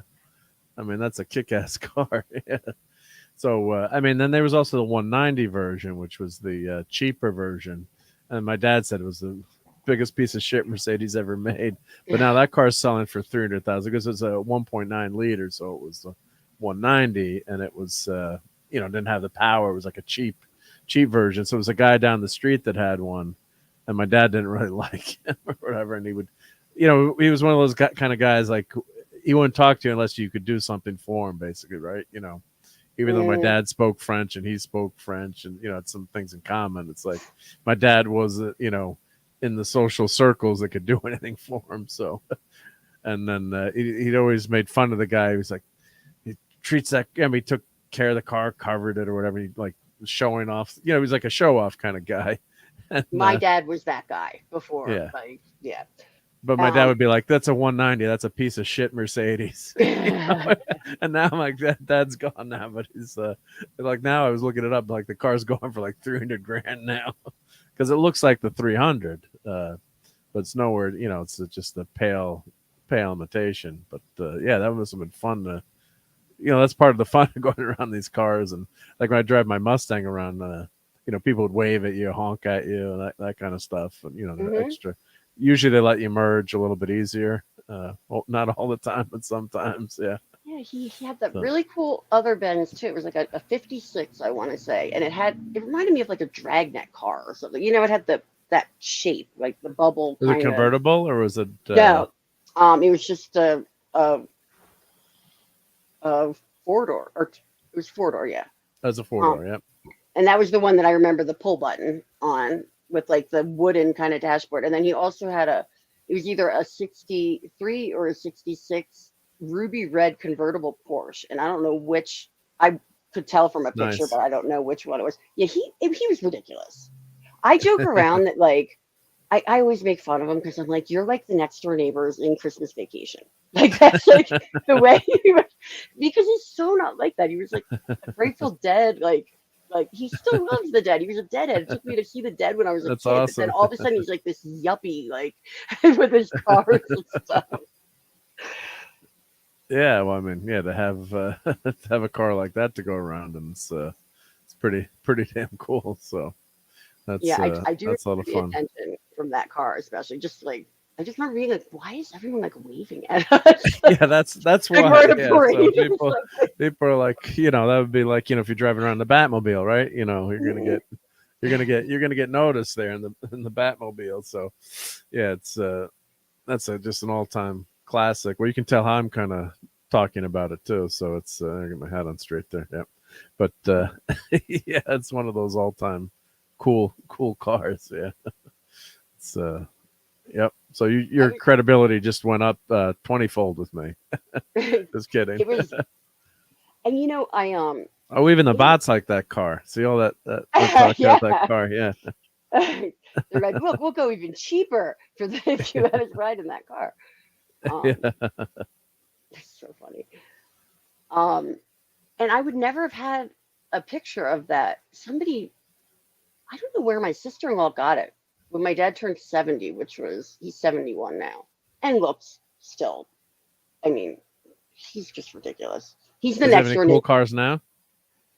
No, he's not rolling in it like like he used to. Yep. But he does have like he leases everything. So he's got like the brand, whatever the newest Toyota Tacoma is, but like the bigger one, the 4-door. Yeah. It's The nice truck, looking. the truck, right? Yeah. Yeah. Yep. The big truck. Yeah. I'm totally a truck person now. You were talking about that earlier. I feel like safer almost, or I feel like I can see more. Well, yeah, you're in a big vehicle. You feel, that's why they said, people love the SUV because my car is bigger than your car. If you get in an accident or something, you can, boss people around. In a small car, it's a lot different feeling. Yeah. And I drove larger. Well, minus the one new car I ever had in my life, which was Dodge Neon. But that's besides the point. That was like a plastic Barbie Ferrari is what I called it. It was ridiculous. But I always had bigger cars because my parents thought if they gave me, like, my first car I ever drove was I think it was a Buick. So it was like a Buick station wagon with like the wood side paneling, and it had the seats in the back that like flipped up from the ground. Oh yeah, yeah. In the back and look out back. Well, that thing was like, it was a boat.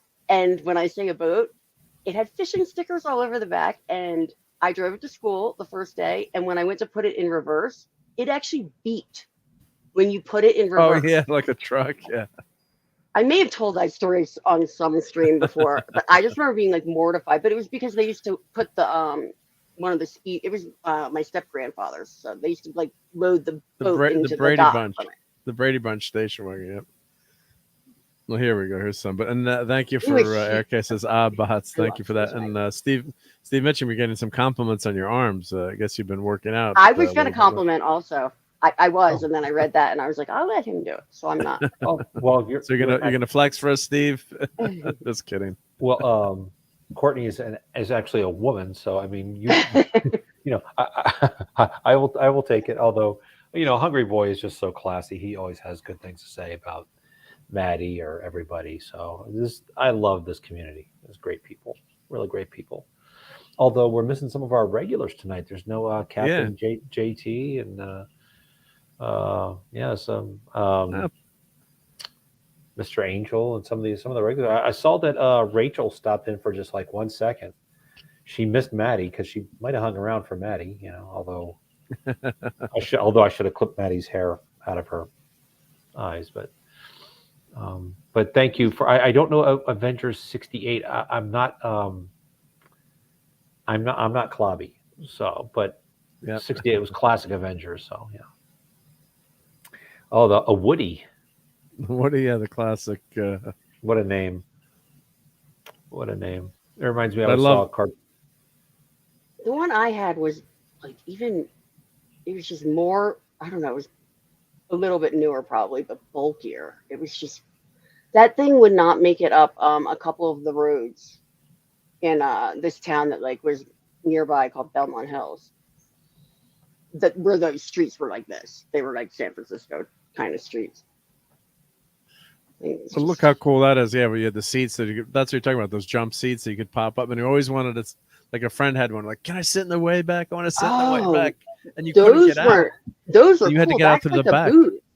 Yeah, so you had to go in through the back you here. Said the ones where you sat next to each other and you were facing the back. Facing back, right? Yeah. They so would let's see if I find. Pop up like two of them. Yeah, so these would pop up. You could fit four people. But they didn't go that way though. You know what I'm talking about? Like yeah, let's see if like one. Yeah. And my friends always fought over who got to sit there.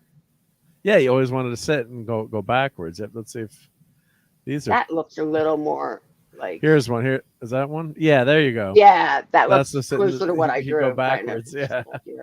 Wow. Well, our father had a wood paneled station wagon when I was very, very young, and it was then that I found out that my father was in fact Reed Richards, because my brothers and I could be in the very, very back of that station wagon, and yet somehow my father could reach his arm back and still smack us 12 feet away. Oh, you see that one? Stop right where you are. Second to the left. Second, 1.5 to the bottom. That one? Wait. No, second to the left. Go up. Up. And right. Up. Yeah, this lift down. No, down. You were just on it. Down, left. Center. Yeah, what is that? There one? we go. That looks very similar, but it's not exactly. Is that a Lincoln or is that a? Let's see who makes not that. Exactly it. It just. I mean, they're all basically the same. It was just huge. I remember it being huge. Yeah, that's not. And back when this came out, people were probably like, "Oh, it's so cool! It's so beautiful." Yeah. Well, yeah. The Volvo station wagons were really neat looking for a while there. Does anybody remember Car Talk? Say that again. Car Talk on National Public Radio. Oh, Car Talk. Yeah. Click and Clack, the Tappet Brothers. Yep. They had a guy talking about an Audi station wagon once. He called in and he said, "I've got an Audi station wagon." And of course, the two brothers said, "Oh, they give you a team of sled dogs to pull it when it breaks down." And the guy said, "When it gets between," and I'll just make up some numbers here, 55 and 57 miles an hour, there's a whistling sound that I can't track down. And he said, one of the brothers said, "Does it have a luggage rack on top?" Sorry, this is my best Boston accent. And the guy said, on "Yeah." the car. On the car, yeah, in Harvard Yard. He said, "What is happening is two of the screws on your luggage rack in the front have become loose. And so when you get up to 57 miles an hour, the wind races this car rack just enough to create a whistling effect." And I'm like, how do these guys know this stuff? One of them's gone now, unfortunately, but yeah, it was. They know everything, right? Like Clobby knows comics, yeah. Yeah, I don't know if you've ever heard that they were very funny, but they knew everything about cars. It was fascinating. I miss those guys. I miss those shows a lot. I don't know if anybody in the chat. My brother knows ridiculous things about cars. Now, granted, he's on the spectrum, so he's like a little Rain Man-ish with it, but he could tell you like, oh, the catalytic converter from this, any year, anything, to blow people's minds. You said Audi, and I had just seen. It doesn't matter. It shows up. Apparently, Hungry Boy's best friend's second grade best friend's mother drove. I guess it was that Woody we were looking at, and he said she was so dreamy. I don't know if he's talking about the car or his best friend's mother. I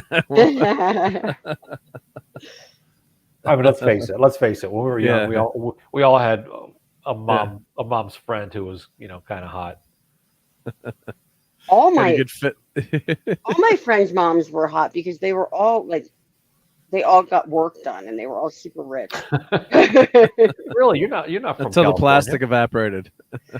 No, but I lived on the main line, which is like the area right next to Philadelphia, where like all the sports stars lived, and like M. Night Shyamalan lives in that town, and Allen Iverson lived there. Andy Reid, who used to be the coach for the Eagles, he's a Chiefs coach now, I guess, right? Wow. And now the minivan, of course, I think Steve Mitchum love owned like 3 or minivans, too. 4 of these. Now minivans are just kidding, Steve. No, but I'm going to get one. I should get one since I'm a dad now. You have to have one, yeah. Some of my friends actually made a pact. I wasn't included in the pact because I was driving a minivan at the time, but they said if any of us, like 4 or 5 friends, it was a joke, but they said if anyone actually buys a minivan, any one of the other group is authorized to take that person out to prevent them, So, but like my friends, they had one of the first minivans in '94 that had like, you could go like top speed. It was like 55 or 60 miles an hour. So we're driving to the mom was driving us to what was the concert? It was Judas Priest, right, on Long Island.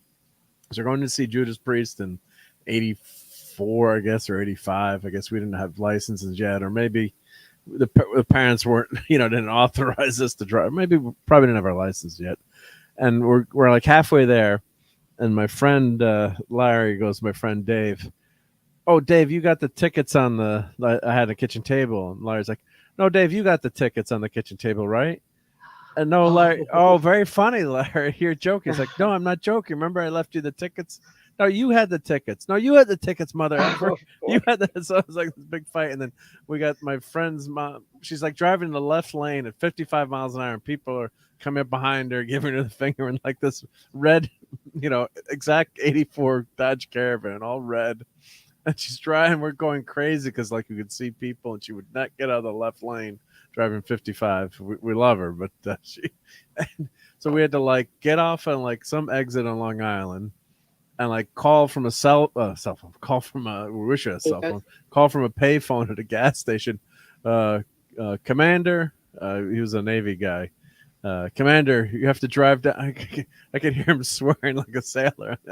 What do you mean I gotta bring you? Because by the time we drove up, like you have to meet us down on Long Island. So, well, I was gonna do this tonight, or gotta drive. I can imagine. Yeah, I wouldn't want to get that call either. Like, gonna drive an hour in traffic to, meet halfway to get the tickets. There's no, I don't know. Did we start to drive backward, or we just waited for him to meet us? Plus, without cell phones, it's like, you got to, we're on, off exit, whatever, 53, and so he finally gets there, and then we're going into the concert, and we're late. We're all really, really late. And my friend Larry had his studs. He got his studs taken away. So we're like, we told you couldn't bring those in, Larry.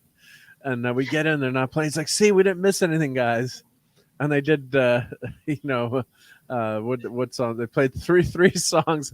Thank you, good night. We're like, Larry, you all owe us $20 for our tickets. He still owes me the $20 for the ticket if you're listening out there, Larry. But that so was funny. we only had like 3 songs, living out there. And we're like, oh, cool, yeah. And then boom, thank you, good night, Long Island.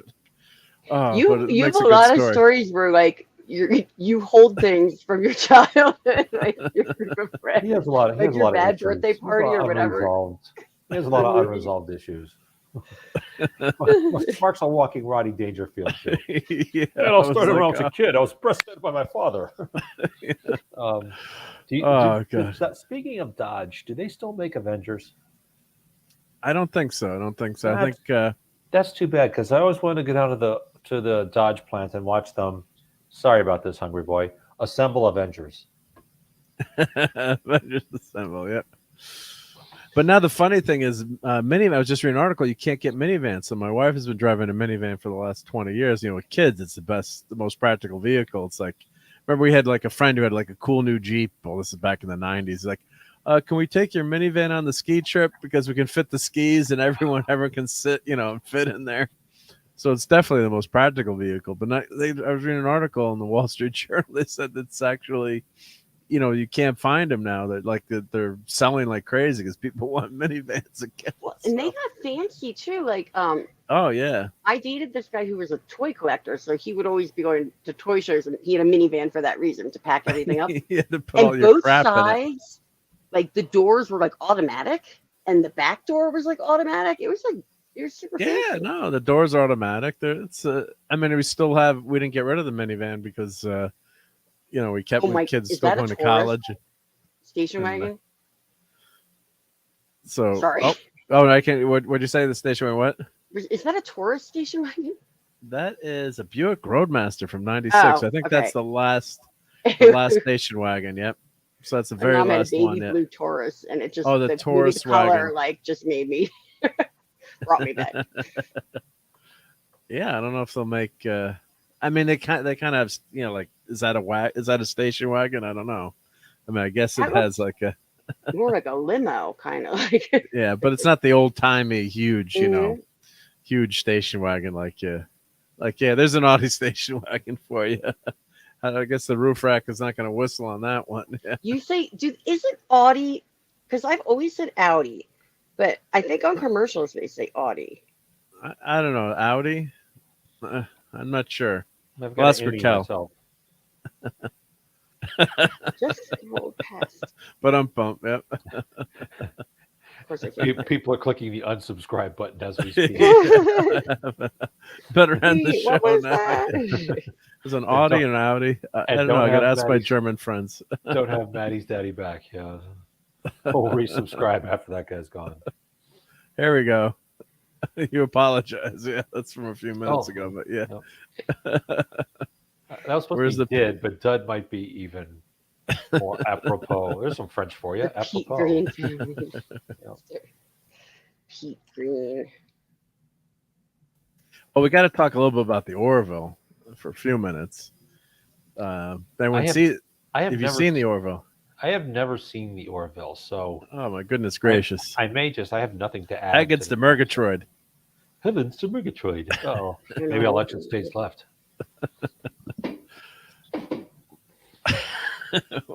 we gotta get you to watch not the I shouldn't pressure you to watch the Orville, but It's I on think you would Fox? enjoy it. It's on Hulu right now. It's on Hulu. Hulu. Yeah. You know, I might be able to get it. I'm not sure.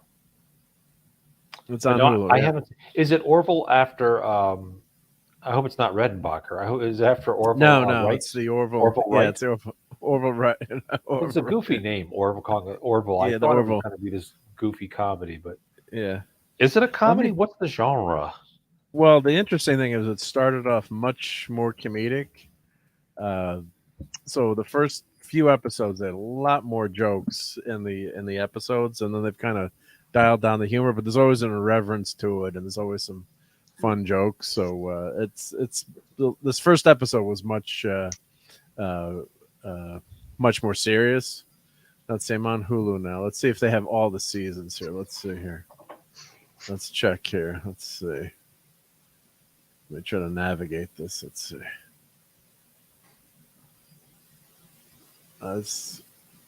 So is They there don't a make it Wilbur? easy. Is there a Wilbur? There's no Wilbur. Yep, I mean, they just left him out. they left Wilbur out. Yep. He's like the Remulans of Star Trek. You know?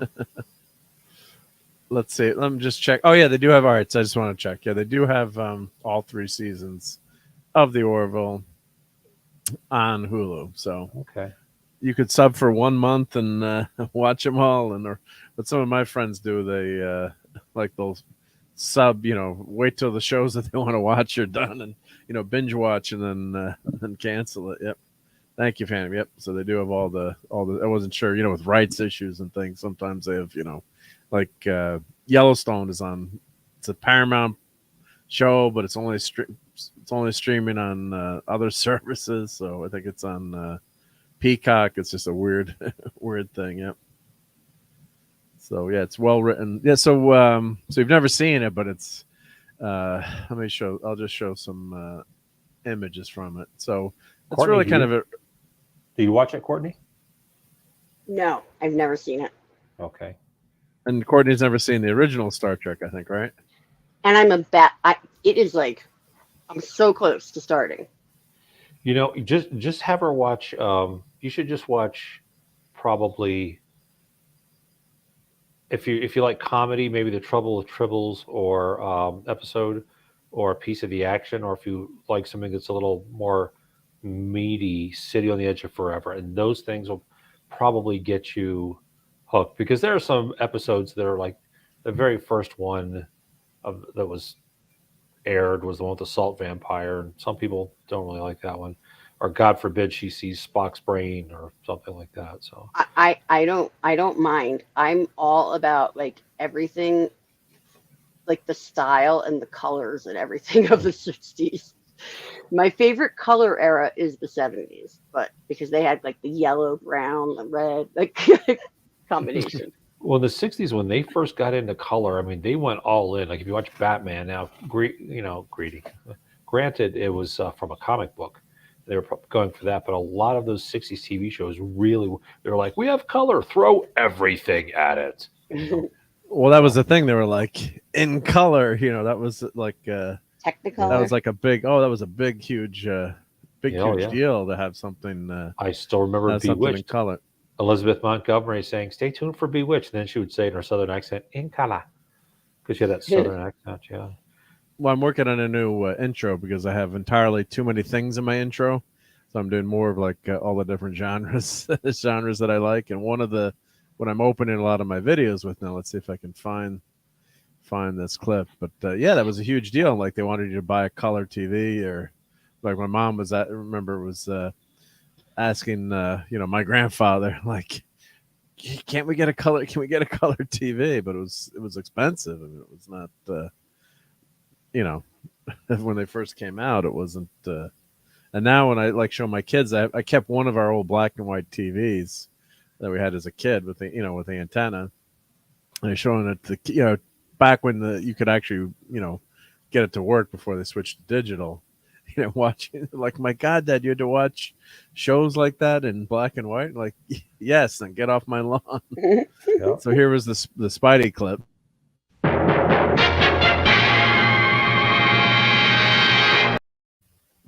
So In color, yeah. in color, yeah. Batman had that on it. Bewitched had it. I love Bewitched. I believe. Also, Hungry Boy mentioned the Wild Wild West was very saturated colors, as was I Dream of Jeannie. Yep. Seriously saturated colors in I Dream of Jeannie. Yeah, because they had it and they were like, let's really use it, and they did. And funny, Bonanza was always shot in color, even though color was years off. It wasn't black and white to start with, or no, it was aired in black and white, but it was shot in color because the producer, Dorpat, James Dorpat? No, that's not right. Can't remember his first name. He said, look, eventually they're going to have color. And so they paid a lot of money to shoot all the episodes of Bonanza in color. yeah, I mean, obviously movies were in color, yeah. But, so some movies were, and some, yeah, they had still some in black and white, even after color had been invented. Here we go. Here's yeah, James Dorpat, I think it was. Yeah. That's the first episode of Bonanza. So Steve is right. Of course, I don't want to get nailed, but I'll play 2 seconds of it. And kill the volume. That'll probably help. Yeah. Well, I just do that. Yeah, just. Yeah. But so you're right. That's the very first episode in color. Yeah. It was in color, even though originally it aired in black and white. Yeah. And it did air in black and white. It aired in black and white, but they shot it in color, which was much more expensive, and developed it in color, which is much more expensive. And there are two guys with the toupees. No, there's no toupees there. And it's funny, by the third Haas, yeah, Dan Blocker, who was a high school great teacher before in Texas before this. oh, he was, Uh, yeah. Yep. And by the third season, Michael Landon had pretty much taken over because he was so popular. He was so handsome. That's why. Yeah, and that's why, because he was handsome and he was popular. So Pernell Roberts never liked being on it. It's funny because when they do this Virginia City, Was it on for like 14 or 15 years, or I think it was less than that, but it was on for it was a a while. pretty long show, right? I mean, I think it was like a decade. Yeah, it was on for a while. how many of those maps did they burn? Yeah, I should just play the map getting Yeah. burned. Yeah. If you go, I used to go to Virginia City all the time when I lived in Reno. There's Michael Landon. God rest his soul. Yeah, they're all gone, aren't they? Yeah. The thing about Michael Landon is he had huge ears. So from Little House on the Prairie on, he always wore hair that covered. That was Little House on the Prairie. You're right. Yeah, and then not Kissed by an Angel, Highway to Heaven. Yeah, I never got Touched by an Angel. Yeah. Oh, that wasn't Landon. No, it was Highway to Heaven was Landon, right? Yeah. Right. Yeah, that's what corrected yeah. myself. Lots of fights. Hop Sing. San Francisco. Yep. Yep.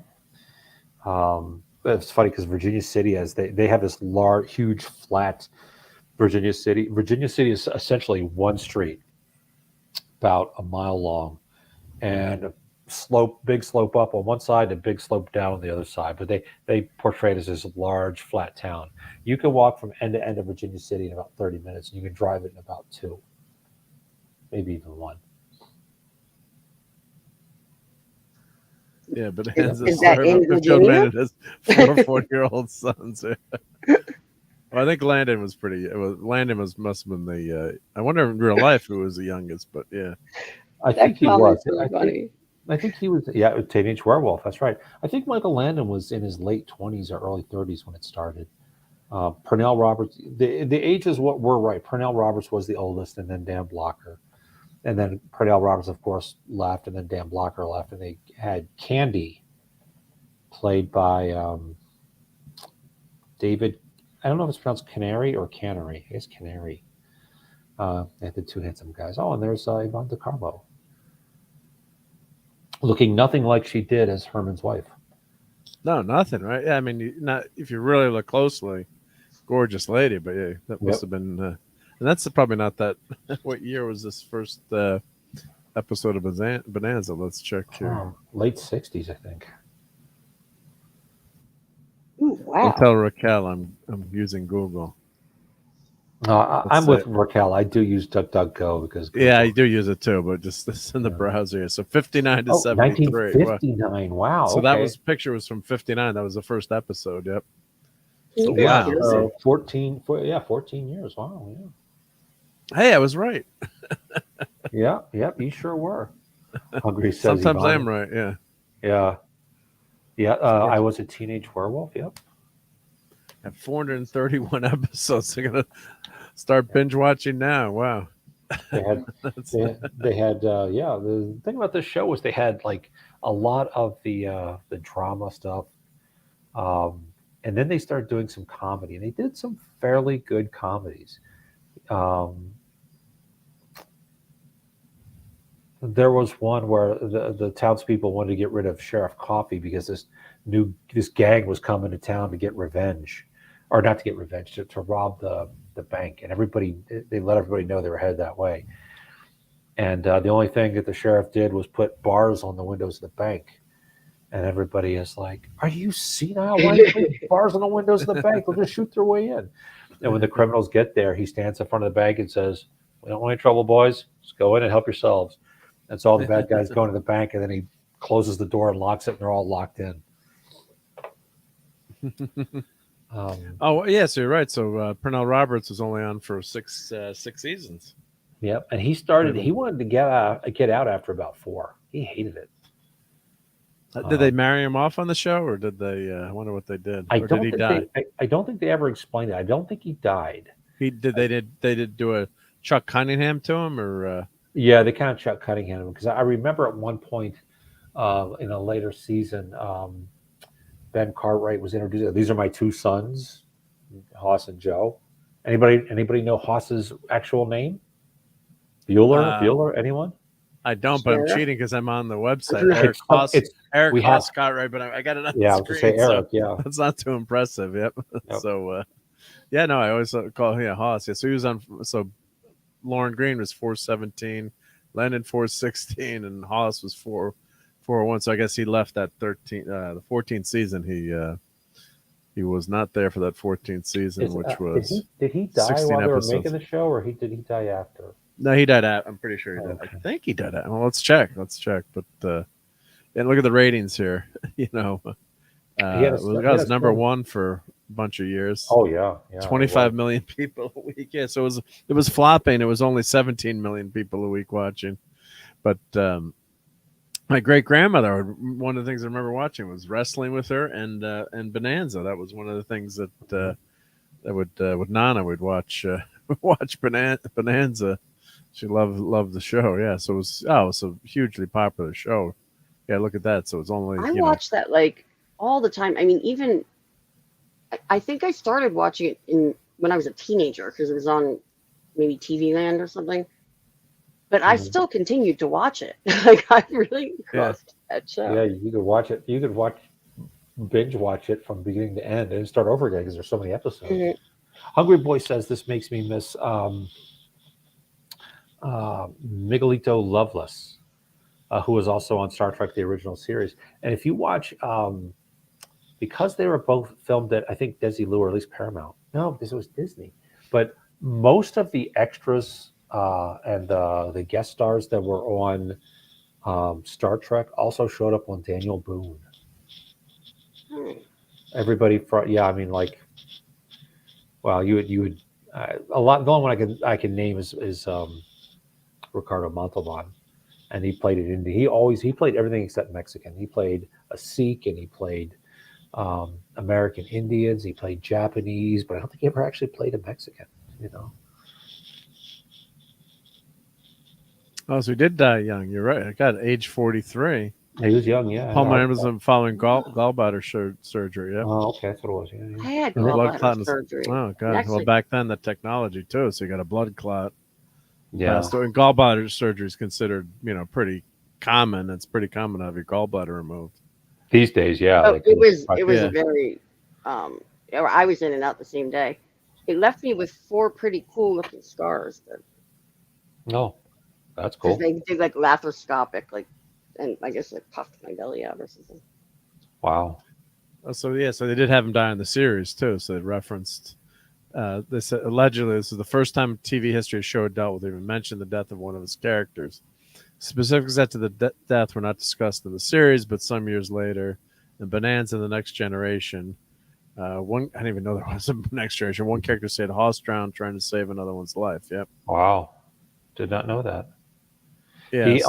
He had a son named Dirk Blocker who was on Little House on the Prairie for a while, and then he was also in the Black Sheep Squadron. Interesting. Yeah. Yep. Yes, Hungry Boy Ricardo was very. Ricardo said, Hungry Boy says Ricardo equals godly. Yeah, he definitely had majesty.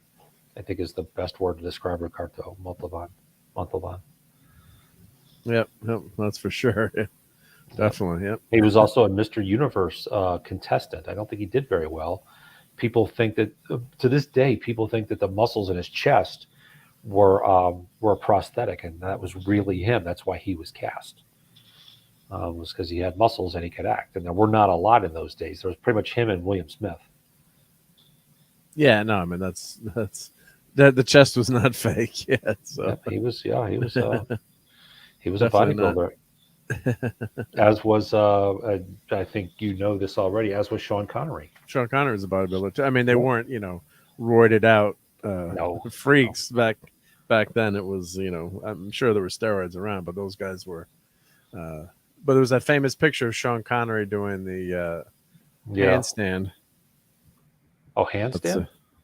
I know there was one that's pretty with famous with for that his with own- with Ursula. Was it Ursula Andress or? I don't Yes, it was. Yeah, here we go. So it was. So here's. know. Oh, son of a gun. So my memory is usually pretty bad, but I remember that was a famous picture. So he was Was in that for great the shape. tandem surfing that they were going to do? Well, he's showing her how to do. Because on showing the her how to. beach, I was wondering because they do that. You know how they do that with tandem surfing? I have a friend Yeah. who actually does that. So that's filming Dr. No. I guess he's teaching her how to do a handstand. So That's really hard to do as an adult and Yeah. hold it. Like if you're not against a wall. yeah, so you can see what kind of shape Connery was. Yeah. Connery was in good shape. So someone had to teach Ursula how to do that handstand. So anyone's going to do it. It's 007. So well, that's that iconic costume that she wore, and that's Dr. No, I think. Yep. So Dr. No. Yep. Do a search for Sean Connery bodybuilder. It's not that impressive. It looks better than he does here. There's only one But famous he's still picture. in good shape. Yeah, he's still in good shape. Definitely at in that good point. shape. Yeah, there's that's Burt Goodrich, the first one. The second picture right there, the second one, Yeah. that's him. And the third one, the other guy's not him, I don't think. I think that's Burt Goodrich. This is Tom Connery. He went under probably- Tom. I don't know, but you can see, yeah, and you see the picture below that as well. The group. Yeah, this picture. is him here. I don't think that's it. Click on that one. No, It says I guess that is Sean him. Connery. I guess that is him. Yeah, I thought it was Burt Goodrich, the first Mr. America, but yeah, that's definitely him in the center. So you can see, like today, he couldn't make a Mr. Reno contest, but back in the No. day, he was not. He was not bad. He was no Excuse me, Ricardo gentlemen. Montalban. I have to go for just a few minutes. It's my dad, and he just got out of the hospital. He's got COVID. Oh. So I'm here, but Hope I'll he's just okay. Yep. mute it. Yep. No problem. Yep. No, best to your dad. Yeah. Yeah. So back in the day, you weren't. You weren't And then as big, but I mean, he's still in pretty damn good shape. go to the third row from the top all the way to the right. That one. So that was probably 10 years before. That's Steve Reeves, who was the last Oh, there you go. Yeah. last natural Mr. Universe. And anybody who lifts weights today owes it to him because he was so good looking that people wanted to look like him. But before him, all bodybuilders were called narcissists, stupid, or gay. And back then in the 40s and the 50s, gay was really, really horrible. So, but this guy was the first one. He was the first one to play Hercules. Is that Connery? Yeah, 57 stock on 57. Yeah. Well, he got out of shape pretty quick, didn't he? Because that one he looked okay. I finished third in Mr. Universe in 1953. So he came in third?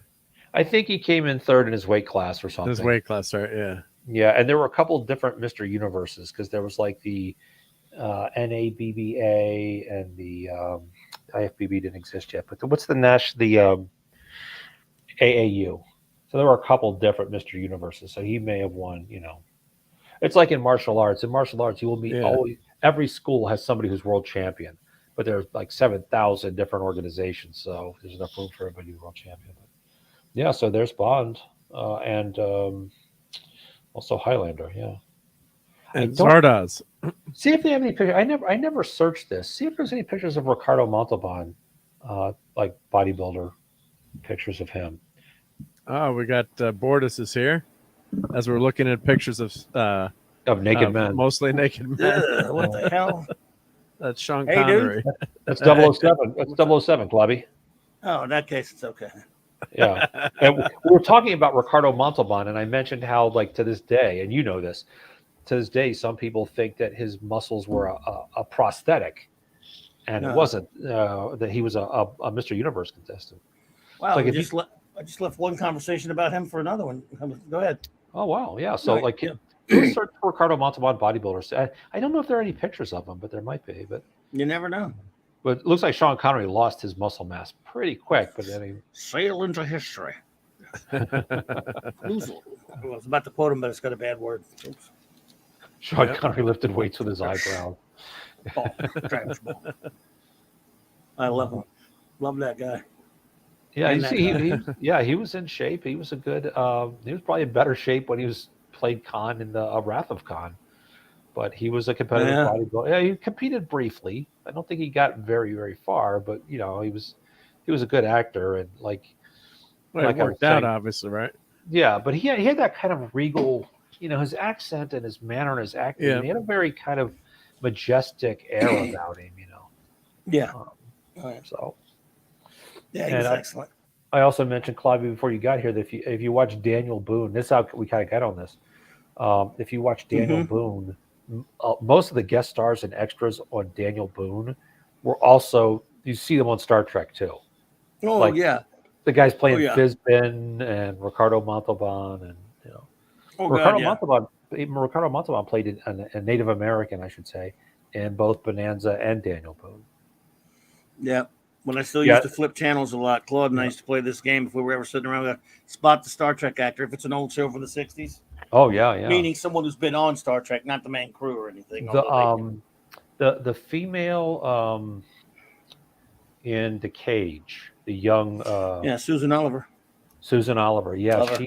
she was also in Daniel Boone, also played a Native American. They made a documentary about her. She died really young. Stuff. This is called the Green Lady or something or something. Oh, like really? That. Wow, Yeah, that's there's a too bad. documentary about Susan Oliver out there. This is the She one was- that Interesting life. she was the one that they trapped Captain Pike for. Yeah, the one that was. Oh yeah. injured. She played Okay. Vina. Yeah. Yeah. She Love was when you're walking in the middle of a conversation. Yeah, Yeah. I just see. Yeah, We're watching gladiator films. Yes. I gotta What's go, up? guys. No Sorry to problem. Hope your interrupt. dad's okay, Courtney. We hope your Thank dad's you for okay. Yeah, hanging he's with us. okay. I just have to pick up my stepmom at the salon and she has her own hair salon, and bring her to his truck so they can get the truck back to Oak Creek. No, we appreciate you Good luck, Courtney. hanging with us tonight. And wait, let me put Courtney's channel in the chat. I know you got to run, but I'll put your channel in the Thank you chat so very everyone much. sub to Courtney. And Yeah, I'm sorry I gotta go so fast. No, run. Yeah, no problem. Good to see you, though. Bye, guys. Yeah, Thank you. hi, Bobby. I was on the Hey. phone. I didn't even. Hey, okay. Clubby's a See you guys ninja. around. Okay, bye. He just ninja'd in. Yep. Bye, All Courtney. right, be good. Thanks for Take care, hanging. Courtney. So everyone sub to Courtney if you haven't already. Yes. There's her channel, and she's I've on late night, even later than me sometimes. So she's got some great late night streams. So, and she knows her music too. So, but we're trying to get her to watch TOS. So eventually she will. Yeah. Hey, Yeah. Matthew. Hey, Matthew. Yeah, I suggested that she start off with maybe City on the Edge of Forever, because otherwise I don't want her, like, some people watch the Man Trap. No, don't watch the Man Trap first. Yeah. Corbinite Okay. maneuver. Don't say that in might front of be Raquel. Oh, really? good. Shin Wow. kicks. Got to go in She- order.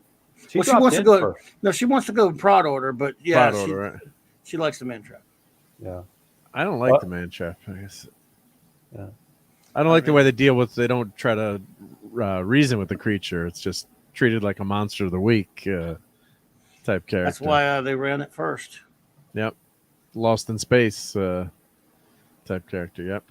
Another one that had the same, that was using all the same extras and guest stars and stuff. Oh yeah. Whoop. yeah. Yeah, which is Yep. interesting because wasn't Lost in Space basically ripped off of Star Trek? At least according to William It Shatner. predates Star Trek, doesn't it? But according to Well, the same year, but yeah, Right. Shatner's book, he said that Gene Roddenberry pitched all three networks, and that when he- it could be. and yeah, they were like asking really detailed questions, and he said, I remember thinking at the time, well, it's just a pitch. Why are they asking all these detailed questions? and then then they came out with Lost in Space before he was able to, because he had to go back and repitch Right. Star Trek to CBS. So Yep. He did. So there you go. Yeah. yep. Well, but there was a comic book before the Lost in Space was kind of adapted from the Space Family Robinson. Oh, really? I Yep. did not know that. Yeah, I mean, it's I'm all. only- It's. I was So going I to say it's would- a rip off of Swiss Family Robinson. I mean, the Sure. What story, the comic book was, basically. yeah. It was Yeah. called Space Family Robinson. Yeah. I'm just going by Shatner's book, Star Trek Memories or Memoirs. Oh yeah, no, he's probably right though. Yeah, it could be. I mean, at least that's what But it's nothing. They're nothing alike when you get down to it. But I could see initially. I don't think that they were alike in terms of like story. I think they were like in a lot of technical issues. They were grilling them for how they could like afford to do all these alien land on these alien planets. They said, oh well, they'll just transport, so you'll never have to do the special effects of a flying ship, and all the planets will look like Earth. And I think those were the ideas that they took from him, because at the time there's Batman. Yep, and this is one of my favorite movies. Not Swiss Family Robinson, but another trade off on a classic novel. Robinson Crusoe on Mars. Yeah. Mars. I love that movie. Good movie. Great movie. If you haven't seen it, check it out. Yeah, the monkey was great in that too. Yeah. And Space Family Robinson was. I'm sorry, I'm just saying. Now that I think about it, it was way before the show. But yeah, I mean that's what I always thought. Lost in Space was pretty much based on that, but it wasn't exactly like it either. Though. That was an old Gold Key comic. Yeah, but is that fun? Is that 50s then, or is that around the early 60s? The early 60s, yeah. But it's that fun, that fun idea of the family, lost in space, which you didn't really get with that new Amazon TV series. So, yeah. Yeah, we were talking about before Clobby showed up. We were talking about this whole thing started with Bonanza, and I was reading a thing about Bonanza and how the westerns were dominating both the box office and television, and then the space race happened, and especially after the moon landing. A little bit after Sputnik, but after the moon landing, all the westerns got cut. There was Star Trek and Lost in Space, and then later on, Space Nine. Space became the big thing because it took everybody's imaginations. Before that, it was the looking backward, Swiss Family Robinson or the Old West, those kind of things. Daniel Boone. Or even William Shatner when he played Alexander the Great. Yeah, they kind of accused Irwin Allen of ripping it off from the comic, and Gold Key thought about suing him. Now I'm looking at it because I remember I read about this story for years and years ago. Interesting. Now I'm looking at it again, and yeah, I know it's wiki, but I've seen this other places too. And they decided not. I guess they thought it would cost too much money to. I forgot all about that. I mean, I knew it was because I knew that.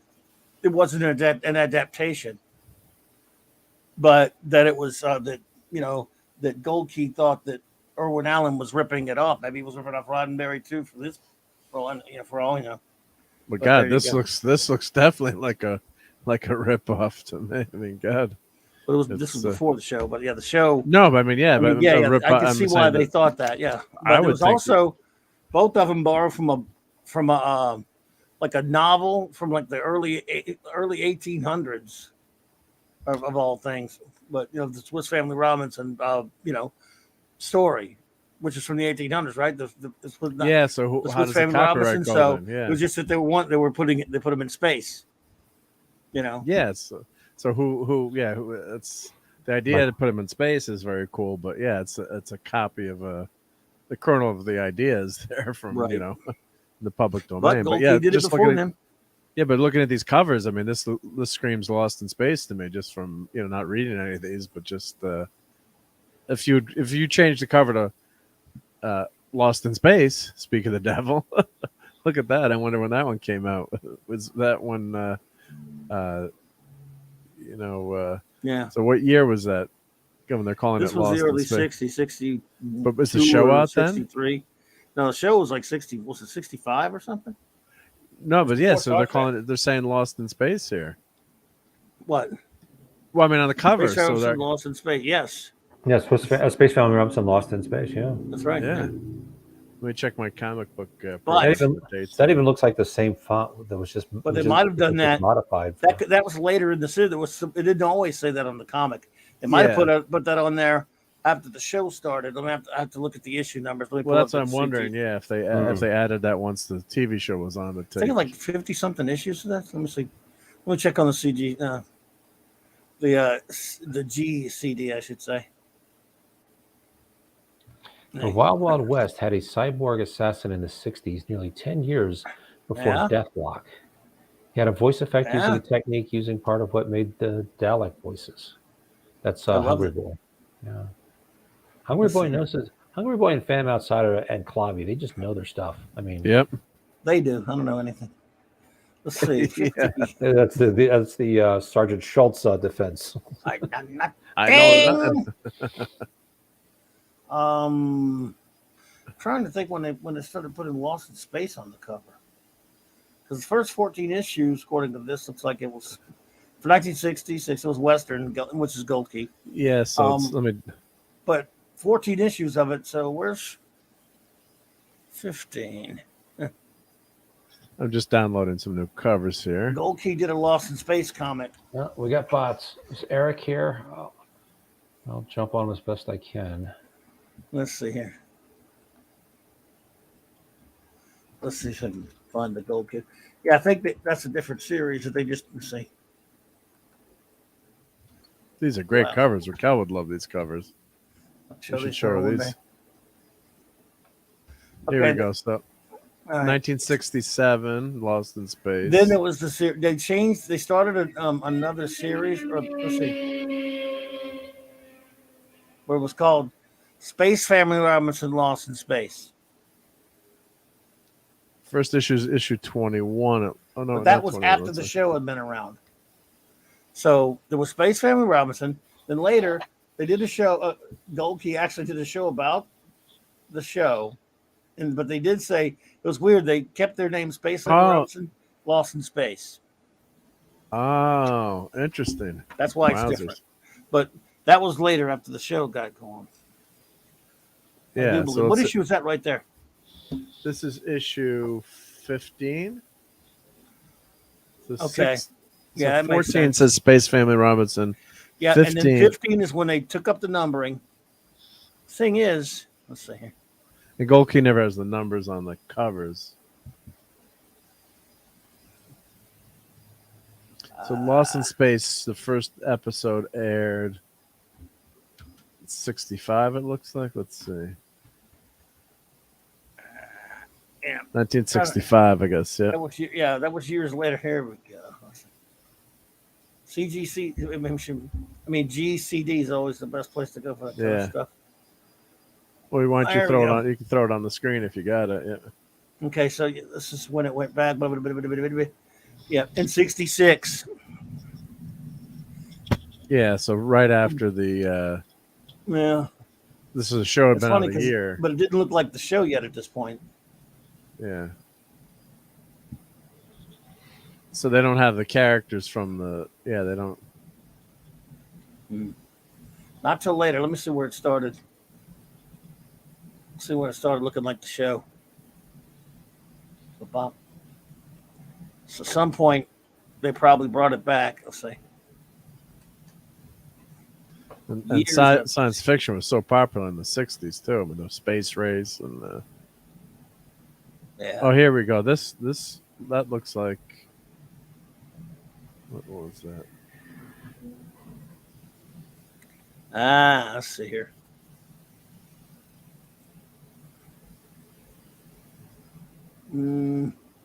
This one kind of looks like the family here. Trying to find what it started looking like Lost in Space TV show. Well, it ended in issue 59, it looks like. Yeah. I think that was way later. See, they used to do that all the time at Gold Key. They would resurrect the series, same numbering. And just many, many years later, like they did with the old Dracula comic and some other ones. It's very strange. Let's see. So they had... I think maybe 38 on that would probably be the ones that are based on the TV show. But sometimes GCD can be pedantic as hell. Very literal. Okay, yeah. Try 38. So you think 38? Maybe let me go back to that. Yeah. Let's see, 38. Ludiel. Title changes to Space Family, Lost in Space and Space Station 1. So that could be the... That's the very first issue. It's Which one? 38. $89. Yep, 38. Yep. Very small cover, unfortunately. But. And they make you do detective work to find out anything on this fucking site. This freaking site sometimes are so annoying. I mean, it should just cover them all. They're So yeah, Space Family Robinson, Lost in Space. That's the first one, and it still doesn't look like the damn show. And that was what year? Say a year on there. 74. So it was many years later. Yeah, you're right. Yeah, so 70. They just so between restart 70, and they kept the 9. Yeah, so 68 they ended. 26, 68, 68, 68. Hail, Kal-El. Hey, Kal-El. Kal-El's here. Hey, Kal-El. I went to 69. Yes, it was 74. That was the last issue. Yeah, that was the last issue, so 69. Then they 73, 1973. Yeah, they jumped to 74, 73. According to 74, but it's probably 73. Yeah, and then they changed the name. Issue 38 and 74. Yeah. And the show was already canceled at that point. Gold Key did that kind of crazy stuff. That's weird. Yeah. Yeah. Yeah, look at Matthew Pounder. What's up, dude? Hey, yes, Steve's favorite TV show of all time, if any show ever, is The Great Vegetable Rebellion. Well, I got to watch that. It's been a while since I saw that. When's the last time you saw that, Steve? I've never heard of it. You've seen The Great Vegetable. I have no idea what we're talking about. Oh, you put a question mark there. I thought you were talking about it. I just looked at the chat. It's the second to last episode. Okay, well, Outsider had mentioned it. It's the second or third last episode of the series of Lost second in Space. To last, I think. Yeah. And the reason why I think June Lockhart has told stories about the reason why she and Marta Kristen and Mark Goddard were not in the last episode was because they acted like they were laughing too much making Great Vegetable Rebellion, how stupid it was. Stanley Adams plays a giant carrot, and they were making fun of how stupid the show was. And June Lockhart is famous for him saying the words, "Who do I have to F to get off this show?" Mm-hmm. In other words, they were pretty embarrassed by how bad the show had gotten. Was it even worse than the episode where they had Thor? It was worse than Spock's brain, some say. No, did you ever see the Lost in Space episode where they had Thor? Yeah, they had Brunhilde? Thor. I think it was Brunhilde, yeah. It was worse than that, they say. Yeah. That was horrible. I can't believe how bad it was. It's on the screen right now, guys. The pain of what I can't play it, but it's the second to last album. Yeah. Silence, you ninny. Oh, the pain. You bubble-headed booby. God, the ship is so cool, the Jupiter, too. I love the ship, and I love the girls. Woo, there you go. That ship's badass there. Oh, we were talking about the same... there we go. Here he is, Stanley Adams. That's Cyrano Jones. Really? Yes, sir. Stanley Adams. It sure is. Yeah, wow. Earlier we were talking about people showing up with a different... eat the veggies. Different what? We were talking about people like actors being on all these different shows at the same time. Oh, let me set up my camera's back. Oh, yeah. And was it, what's the daughter's name? That wasn't Judy, was it?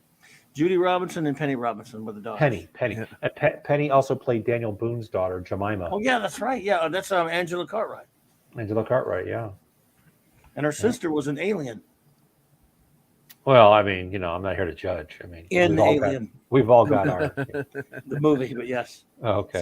Something Cartwright. I mean, not obviously, but not Angela. I love Bago. Which Cartwright was she? I can't remember. Not Haas. It was a sister. So I don't know. But yes, Angela Cartwright's sister was in the first Alien film from '79. Oh wow! But yeah, there is the great Stanley Adams had to be. He's probably going, I can't believe I'm doing this. This is a carrot. And I mean, of course, you should not eat too many plants. Save the plants. I was one of my sister's friends back in the day. I might have told the story before, but she was annoying us. Like she just become a vegetarian. She's saying how we shouldn't eat meat. She kept yelling, like being a plants not people too, but just like going crazy. So I said, yeah, but. So I said, I only eat meat. I said, because I don't want to hurt any plants, because plants are really superior to meat. That's true. She kind of looked at me and she's like, oh, you have a good point there. Wow, Like, yeah, she's gonna I starve don't to want to death. hurt the vegetables. But I hope you didn't make her starve to death. Yeah, poor kid. Yeah, I mean, she was just getting so annoyed. Like, God bless you. If you want to just eat plant, whatever you want to do, it's fine by me. But like after like an hour and a half, I was sick of hearing about it. It's like, so Yeah. Or you should be like Mad Reader Lad. You can eat anything. I wish. Yeah. Well, Jonathan There you Harris, man, he was actually a really good actor. Oh, God. I actually knew a vegan once who did not bring it up every 5 minutes. Me too. I know. Yeah. Hey, did you like classic science fiction? Well, speaking as a vegan. Oh yeah, exactly. I've known one that was Live and Let Live, but a lot of them aren't. Hey, what do you think about the rotary engine? Well, as a vegan. Yeah. Yes, vegan-y. I'm vegan-y. I'm better than you because I don't eat animals.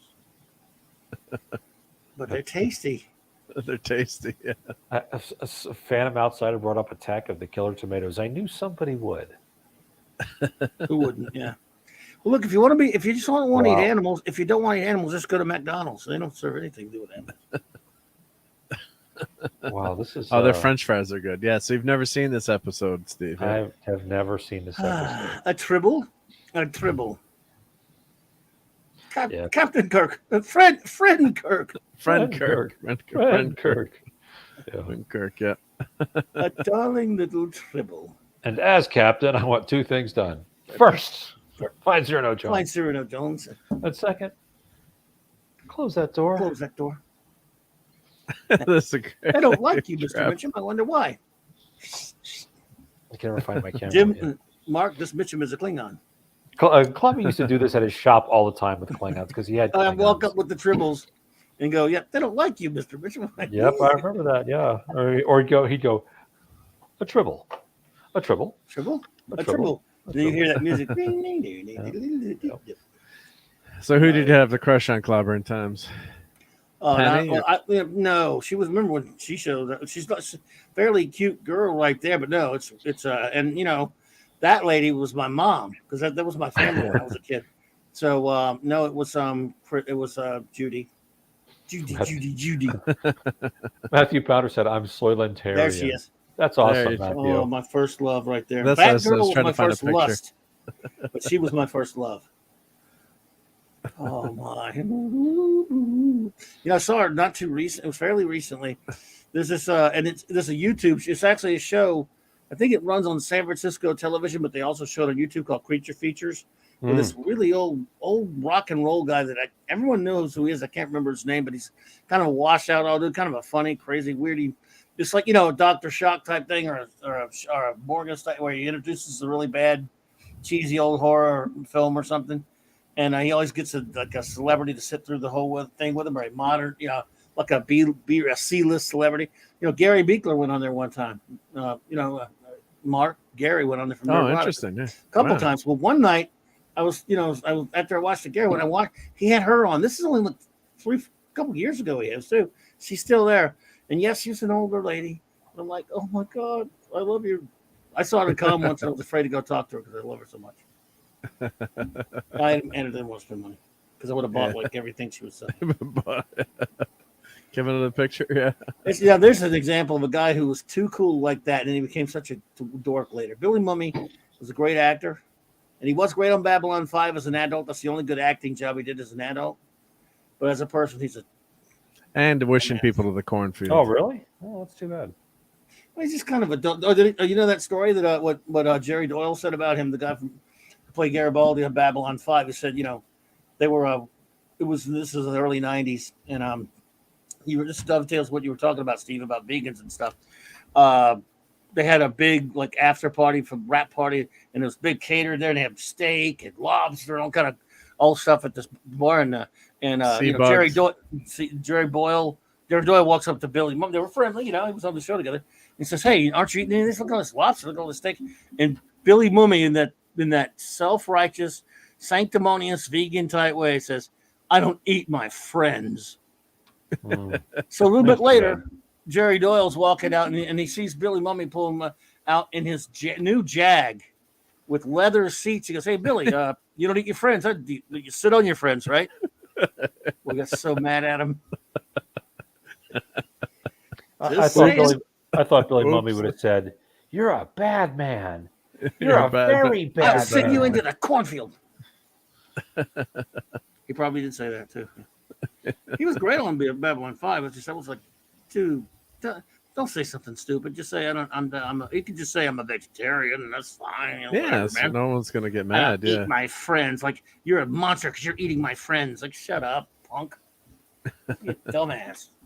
Clobby is not Clobby. Sorry, Hungry Boy is apparently a huge fan of creature features. He seems to know all the. Oh, okay. You know what's that guy's name again? Ted Jealous. She is cute.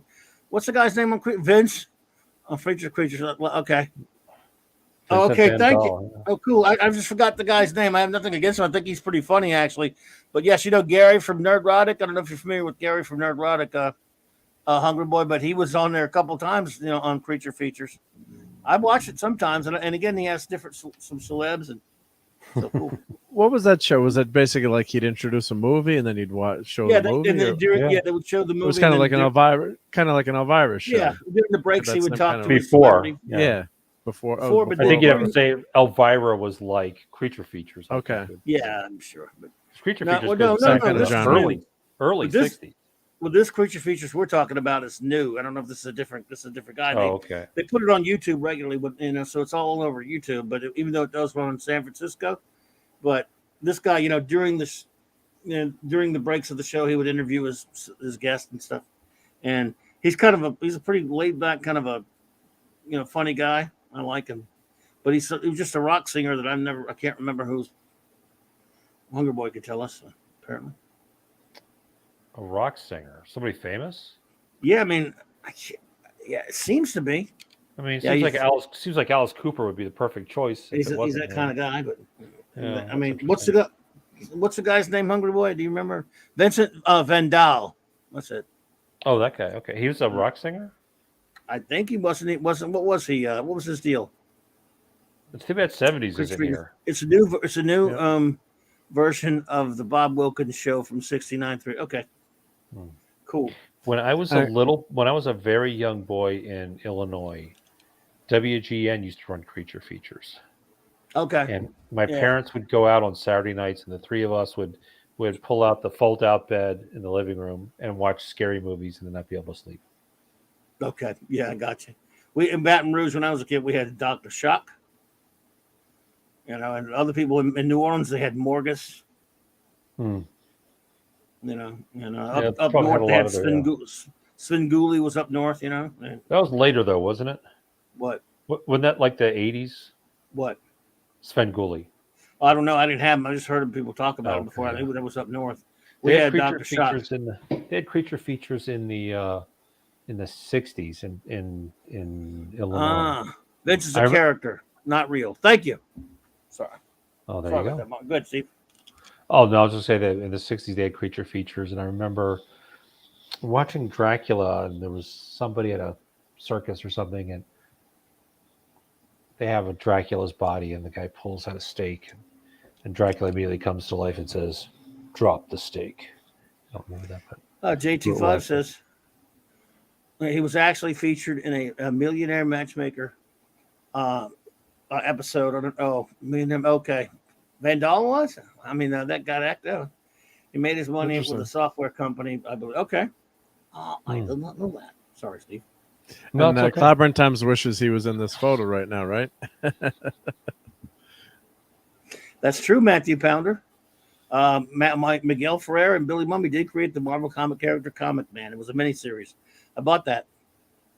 But, I want to be that. Yeah, I want to be Billy Mummy. You want to take Bill Mummy's place there, yeah. Yes, sir, I do indeed. Who's this guy with the purple hair? I don't know. He's some dopey from the Great Vegetable Rebellion. Yeah. Oh, okay. The vegetables are fighting back. Yep. I mean, imagine having to do this. Talk to a carrot. I wish I could play it. I love Guy Williams. I wish I could have met him. Of the Lost in Space crew, I met him, Don West, Mark Goddard, and Billy Mummy, and Jonathan Harris. And he was also, wasn't he? He was Zorro. in Yep, the the 50s. In the Disney 50s, right? Zorro. Love him. Yeah, Yeah, he was great. yeah. Even though he Yeah, wasn't Guy Hispanic. Williams was a really he was a perfect leading man type guy. He was like my pappy. I thought it was my dad when I watched that show as a kid. Yeah, yeah. He had that strong fatherly figure thing Yeah, going on. Yeah. and the thing is, the show was mostly about him and Doc. It was mostly about Will and the robot and Dr. Smith, but sometimes every now and then John Robinson got to do some Kirk type stuff a little bit here and there, but it wasn't really he wasn't the focus. He got to do heroic stuff sometimes. Yeah, so here's the story of this script here. So Story. Yeah, of Great Vegetable Rebellion. So the writer said, so Jonathan Harris said, you zoom in on it a little bit. He said, he's hiding a copy of the script behind his back, ashamed to show it to him. As Jonathan snatched the script from Peter's hands and began to read it, Packer previously saying, "I didn't have another damned idea in my head." So wow, it was written by a guy named Peter Packer. Really? Wow, no kidding. What a name! Wow. What was middle name wasn't Fudge. Yeah, so it's just ridiculous. It's probably more fun to watch than Sub Rosa or what was the Clunker? The Clunker last night. Mask, yeah, Mask was at least you could laugh at Sub Rosa. Kind of Mask was wow. Yeah, that was painful. Yeah, it was like things are changing into things. They're just like replacing the Enterprise with stuff. Stuff in the Enterprise. Like, what? Why is this happening? That was worse. I didn't think it could be worse than Force of Nature or Sub Rosa, really. And then that one. Yeah. We're almost out of here. We're almost out of the TNG. Whew. Yep. Not too much further I'm looking forward to getting to Deep Space Nine. Yep. I gotta get even Raquel though that it takes us. Well, at least it takes a little while to get that show to find its legs. But other than one or two, it's nothing really horrible in there. I mean, it's on a level with TNG. Yeah. Bad ones. No, I started rewatching it, and the first season is pretty good. And then I stopped once you were doing the Trek shows. I'm like, I'll just wait to watch it in order when I need to. But yeah, it's good. We're going to be enjoying that, especially when we get into the thick of the good stuff, and then we're going to oh my God, Voyager's next. Holy shit!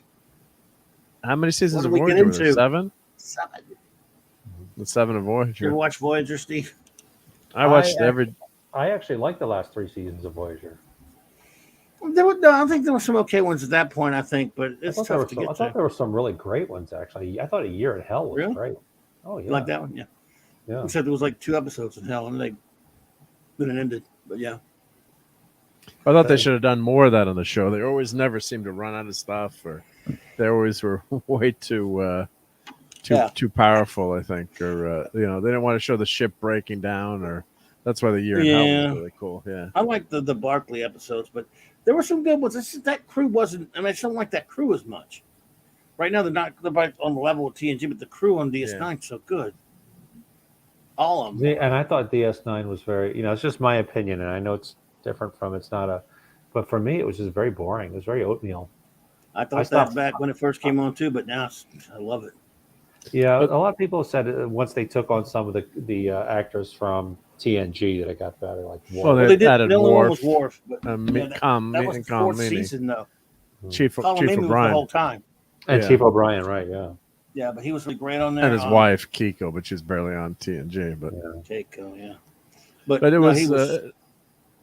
No, as I say, it was. I think their crew gelled, but like the crew on Voyager never really gelled. Chakotay never really fit in with being that rebel. What was he? The Maquis, and then I don't know. I didn't mind him that much. I like. No, but I'm just like the interactions with him. Then they tried to force the romance with him and Janeway, and at one point, not with him. John Janeway with him and 7 of 9. 7.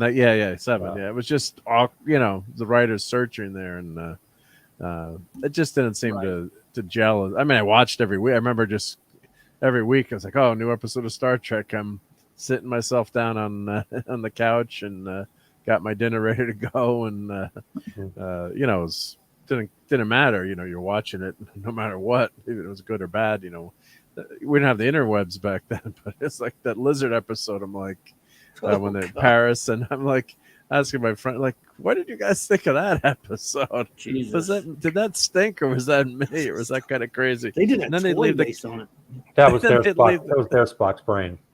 Yeah, then they leave the kids on the planet, the lizard kids on the planet, the poor kids. Yeah, I thought there was some really good. There was one with a guy who he came up with this complicated plot where he had a ship that he left in space with a beacon, and then they said it was from. There was a message saying that it was from Starfleet, and they had this slipstream drive that would take them back to space, back to space almost immediately, and it was all a plot by him to get them to be assimilated by the Borg. Okay. You remember that one? So, I don't know. I'm trying to place that. I won't give it away, but it was I thought it was pretty good. There were a couple of there was a sort of a comedy one about where they had the temporal cops basically, and they have to keep sending 7 of 9 back. 29th century, you mean? All these things, yeah. And I also liked the one with Andy Dick quite a lot. That was actually really good. When it was one where they were able to send the Doctor's hologram on to the prototype ship right. called the Prometheus or something like that. It was that was taken over by Romulans. Yeah, that was pretty good. And then that was later. Andy Dick, That was later. That's what I said. I like the last 3 seasons. I like the one with W. Morgan Shepherd where they were swallowed by this big being and it made them dream like they were going home and stuff. But it was giving them the delusions of what they want and feeding off of it. And even when they thought they had gotten out of it, he said, "No, you're still in it. It's giving you what you want." That was a good one. Yeah, it was kind of like Moby Dick in a way too. Very Moby Dick. Definitely Captain Ahab. You know. Yeah. Indeed. I love the ones with Barkley when he's. I love when he's. One of my favorite probably episode is the one where he's the one with he's about to get kicked out of Starfleet because they think he's being nuts, but he proves a way to contact Voyager. And then and that's then later, long range. Yeah, they had the long range communications. He's the one. It's the episode where they first watched it. It's the one when he first manages to make contact with Voyager. Then they had a great one called. They had a great one toward the end of the series where the Doctor they were able to send him with the monthly thing where they sent to, and he meets. He with the one where the Doctor meets the guy. Helps the guy who created him. So it's the same. What's his name? Robert Picardo, who was always great. Yeah, he was. He played Dr. Zimmerman. Yep. Yeah, that was a good one. There was a good one where they were going through a part of space where holograms were outlawed. Yeah, that was good. And so he it really showcased Jerry Ryan's acting ability because she had to play as if she had sort of somehow absorbed his program and he took over her body. And so Jerry Ryan was acting as the Doctor. But you couldn't tell he was the Doctor because he was in 7 of 9's body. And she did a freaking great job of acting. Where she was like, this body, the sensation, like starts to touch her breast and pulls off and then he's trying to convince the guy to get drunk. And so she starts off with food. She says, "Here, it's a New York cheesecake. It's quite a delicacy on my planet." And he goes, "I think you're trying to poison me." She goes, "Oh, fine." She goes, "Yeah." And she starts to like, "I never imagined." Yeah, and he said, "I thought this was common on your planet." Yeah, she was really good. Absolutely. Oh yeah, you're right. Hungry Boy. She does look like he does look like Woodrow there, the Floronic man he's talking about. I think. Yeah. But no. Yeah, that was a good one. And then what about the one where they went to this planet and they unearthed the old hologram from like 700 years earlier? It was the Doctor, and they got it working, and they were showing how horrible and evil the Voyager crew was. Right. Yeah. The fake news one. Right. Yeah, that was Yeah, pretty before fake news. Yeah, They were blaming Voyager for everything that happened to their planet. And good. yeah, He was that trying was, to defend it. Yeah, that was a that good was well, a it was good one interesting. too. That was a good one. Yeah, no, there were definitely some good episodes, but Oh yeah, I It mean, got I love better. watching It it, got better but later. Yeah. the crew didn't gel. I don't know how to put the right finger on, it, but the crew didn't just gel as well as I thought TNG did, or especially Deep Space Nine. Well, And of course, Deep Space Nine was on the on. writers. Yeah, Huh? yeah. I think it was on the writers because once Jerry Ryan came on board, it became the Doctor and Seven of Nine show. You know, Yeah. And so The Doctor was my favorite character on that show. I love the Doctor. Me too. So. Robert Picardo was great, and Jerry Yeah. Ryan was great. I think everybody else probably could have been good, like Chakotay, Robert Beltran. He complained pretty early on that he had nothing to do except go, I'll watch the bridge, Catherine. Mm-hmm. And then I always then blame usually I blame the writers before the actor. Yeah, if it's bad material, it's most people are pretty. That level, they're pretty decent actors. So, it just didn't seem to fit for me. Of course, then I always tell the story when I was watching Voyager and Jerry Ryan had the silver skin tight outfit, and the missus walks in the room. Came back home and watched. She's like, "What are you watching?" Is that back in the day it was Skinamax. You called it Skinamax. Of course, it wasn't that late at night. yeah. But Skinamax. I'm like, "What are you watching? What's that? What's that girl wearing?" I'm like, "Those are implants. Her Borg implants." Because quite a figure that she had, but figures, yeah. Yeah, It did help the ratings too. Hunger Boy, I agree. I love the crew on Enterprise. It's an underrated show. I love that show. Yep. No, I definitely enjoyed Enterprise on that rewatch. I think I did a few last year. It was much better than I remembered it. I mean, I thought it was okay, but I did enjoy it. And that was the last new Trek that I saw, unless I've missed some episodes of Deep Space Nine, or maybe Voyager. You go search the memory banks, and you're like, did I see that one? Or Enterprise? I know I must have missed some episodes first run. That's one I've seen. But outside the original series, Enterprise is the one we want to watch the most over and over again. But now DS9 is getting up there too in terms of rewatching over and over again. It's tougher to rewatch though because there's a lot more episodes. And I didn't think I was going to like DS9. I mean, I was like, a lot of them. I was like, I want to go watch it. I got talked into it back in 2016 after not having watched all of it, just little bits and pieces, and I got hooked on it after a while. And now, I love it now. And I was not one that cared much for it before. I was a Babylon 5 guy. And I said, I'd rather just watch Babylon 5. I want to watch the space station. But it was too big to be a space station. Yeah, I thought the same thing too. It's like watch a show with the space station. It's going to get boring fast. I've still never watched where no one has stayed before. I still haven't watched Babylon 5, so I've got to. I mean, I've seen a few episodes here and there, but that's on the list to watch too. But I'm behind on my Star Trek. Yeah. But if I have to admit it, DS9 probably. This is heresy.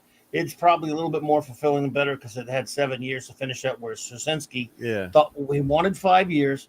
Then he thought after his third season, they said he thought it was going to be canceled after 4, so he crammed a lot of stuff into 4, and it was still great.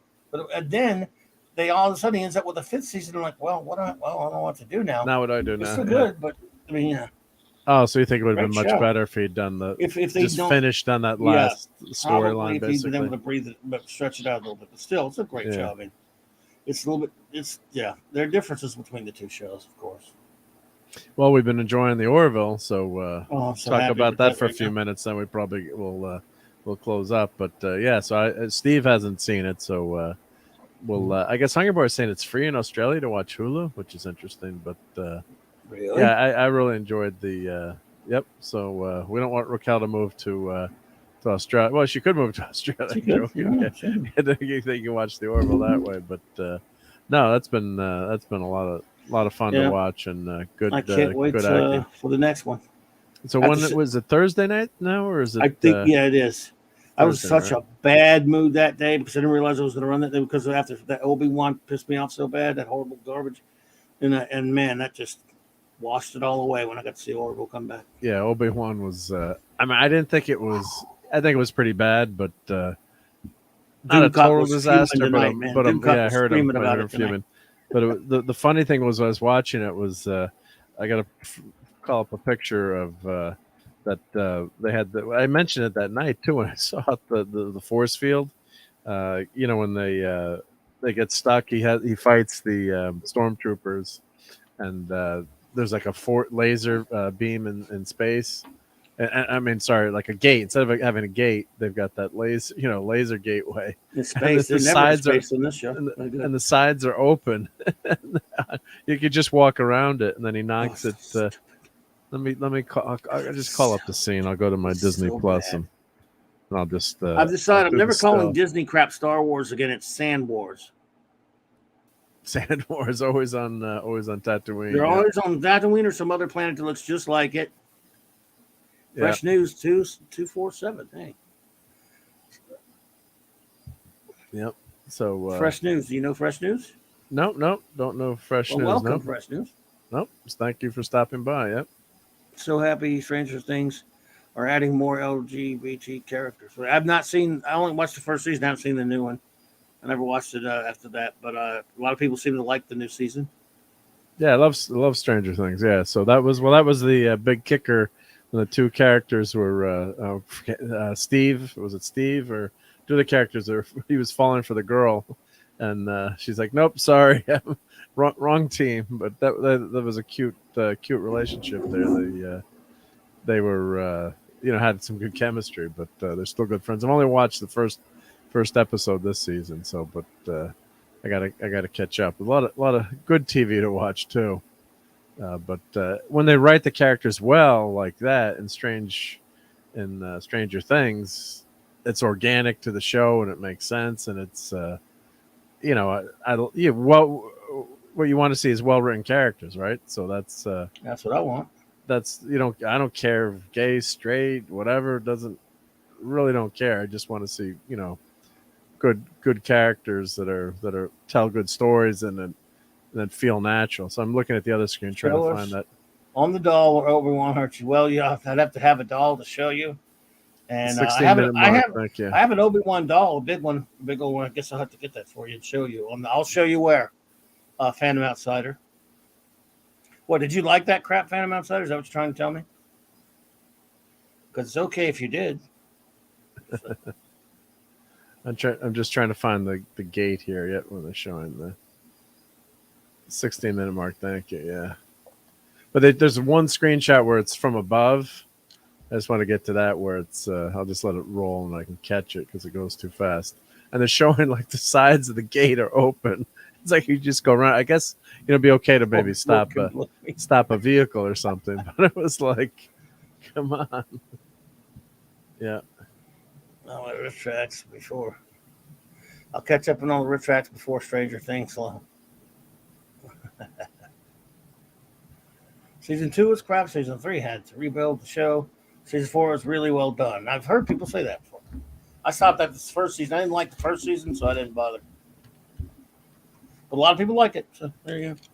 Yeah, I mean, I really love Stranger Things. Yeah, and of course I'm grew up playing D&D, so that was really fun too to see some of those D&D references in the Mind Flayer, and that was really good. Yeah. So here's the scene here. Let's see if they. All right, it's on the. I got to stop it right when. There we go. Boom, money shot. There we go. That's what I was looking for. Let me share this screen. So this is an engineer when you go crazy with this stuff. Yeah, I don't want to. Engineers love to change things. Yeah, I don't want to play the scene. Oh, that was so dumb. But look. I mean, you could walk around this, or you could literally drive, you jump over it. He's a Jedi, and jump over to maybe Leia can't, but he could have thrown Leia over. But also, do some CGI here. Just build the wall out to here, right? You just have the wall here, and you make these laser beams like a lot higher, and then you do the same thing here. You make like a huge a gate. At least you can't get around. It's like Obi-Wan Kenobi can't handle three guys there. So it was so stupid. Well, stupider than that was when he fights like 6, 7 stormtroopers, and he kills them all with a blaster. I'm like, I don't sign up to see Obi-Wan fight with a blaster. Well, that made sense to me if he's trying to hide.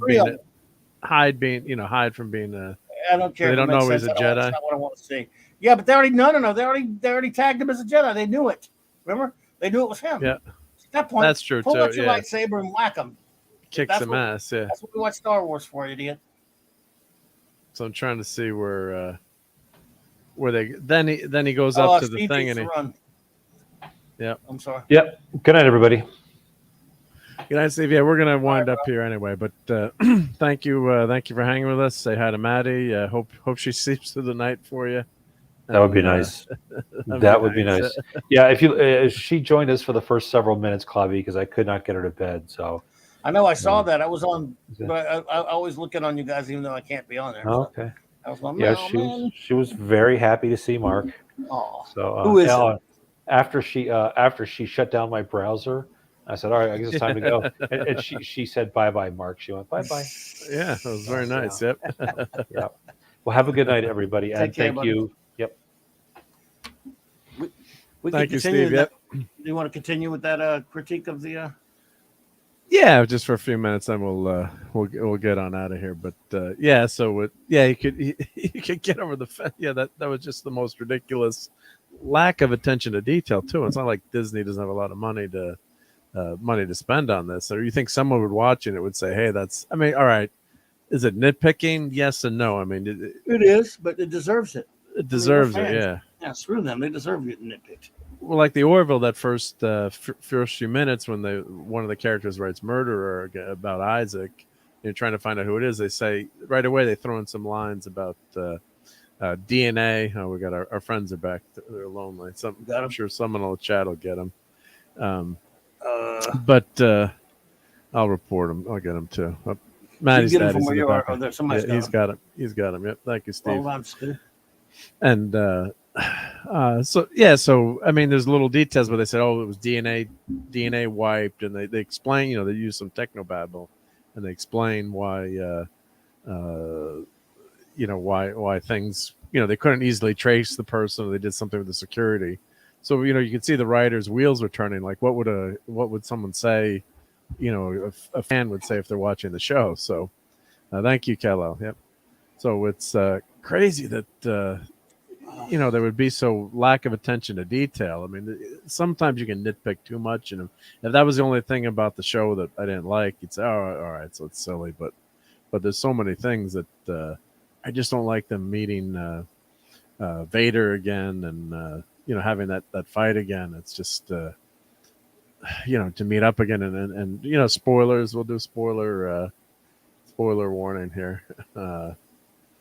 With Vader, fighting Obi-Wan again. Sorry, I should have mentioned spoilers, but it was a lame ass fight too. So, and it's really does a disservice to the character. I don't mind the character being, maybe over the first few years, he's kind of down because broken because they have lost and everything has gone wrong.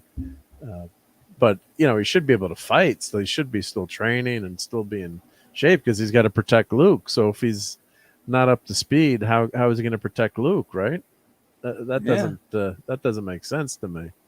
It might be a little rusty or try to do things, but you wouldn't think so. You'd think he'd be, really on top of his game in terms of being ready. Because what happens if people are going to, Luke is the last hope, right? And Leia too, as they point out. But so I don't know where they're going to go with this next episode. I know some people like it, like Paulie really seem to like it, which is fine. We always want to have different opinions, and I hope people enjoy it too. If you enjoy it, that's great. Like my wife really liked it, and she wants to watch this next episode. So I got to see what the normie reaction is because she doesn't follow Star Wars. She's seen the movies once and things like that. So normies aren't going to care as much, but yeah, and that's where you got to envy the normies, I guess.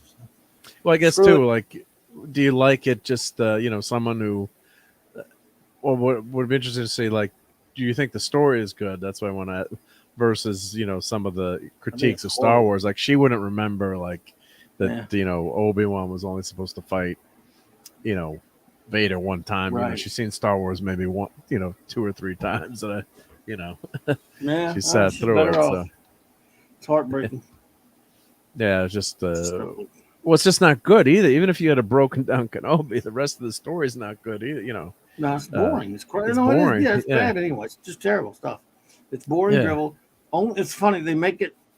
I don't know how any normie cares about this stuff. It's just constantly dreary shit on a sand planet, and I mean they went to a city in one episode, but other than that, I mean, it's not. It's not a. I mean, the action's not particularly good. Yeah, there's no great fights too. Like you'd want it, like you There's said, no space exactly. battles, no fights. You'd love to So see I- Kenobi pull out that lightsaber and then just chop Right. those the stormtroopers up. I mean, 3 stormtroopers are not going to be a fight for General Kenobi, right? I mean, using the Star Wars is Force. about spectacle. Yeah, it's more There's about no spectacle spectacle in this. than meaning in a lot of ways. It's yeah. more about spectacle than for the Star Wars is than Star Trek is not as much about that.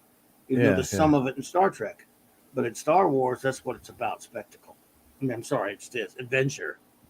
Yeah, it's And a fantasy. this It's fantasy. It's Yeah, fantasy, but it's an adventure. It has no. It's purely an adventure. some morality tales thrown in there, but not. Yeah, a it's lot, but it's a heroic adventure. Yeah. They go together. Heroic adventure goes together. That's what it is. This is heroic adventure fantasy, and you have no heroism because they've taken that out. There's very little adventure to speak of, and the fantasy stuff. Yeah, okay, the setting's fantasy, but it's about it.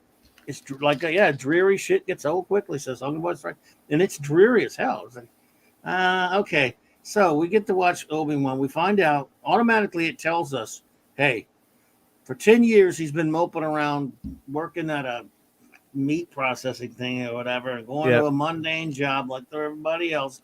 Hey, we do that. We don't want to watch him do it for. He's Obi-Wan Kenobi. But that's okay if he's doing that as it's okay if he's doing that as a cover and you see him training and as a cover.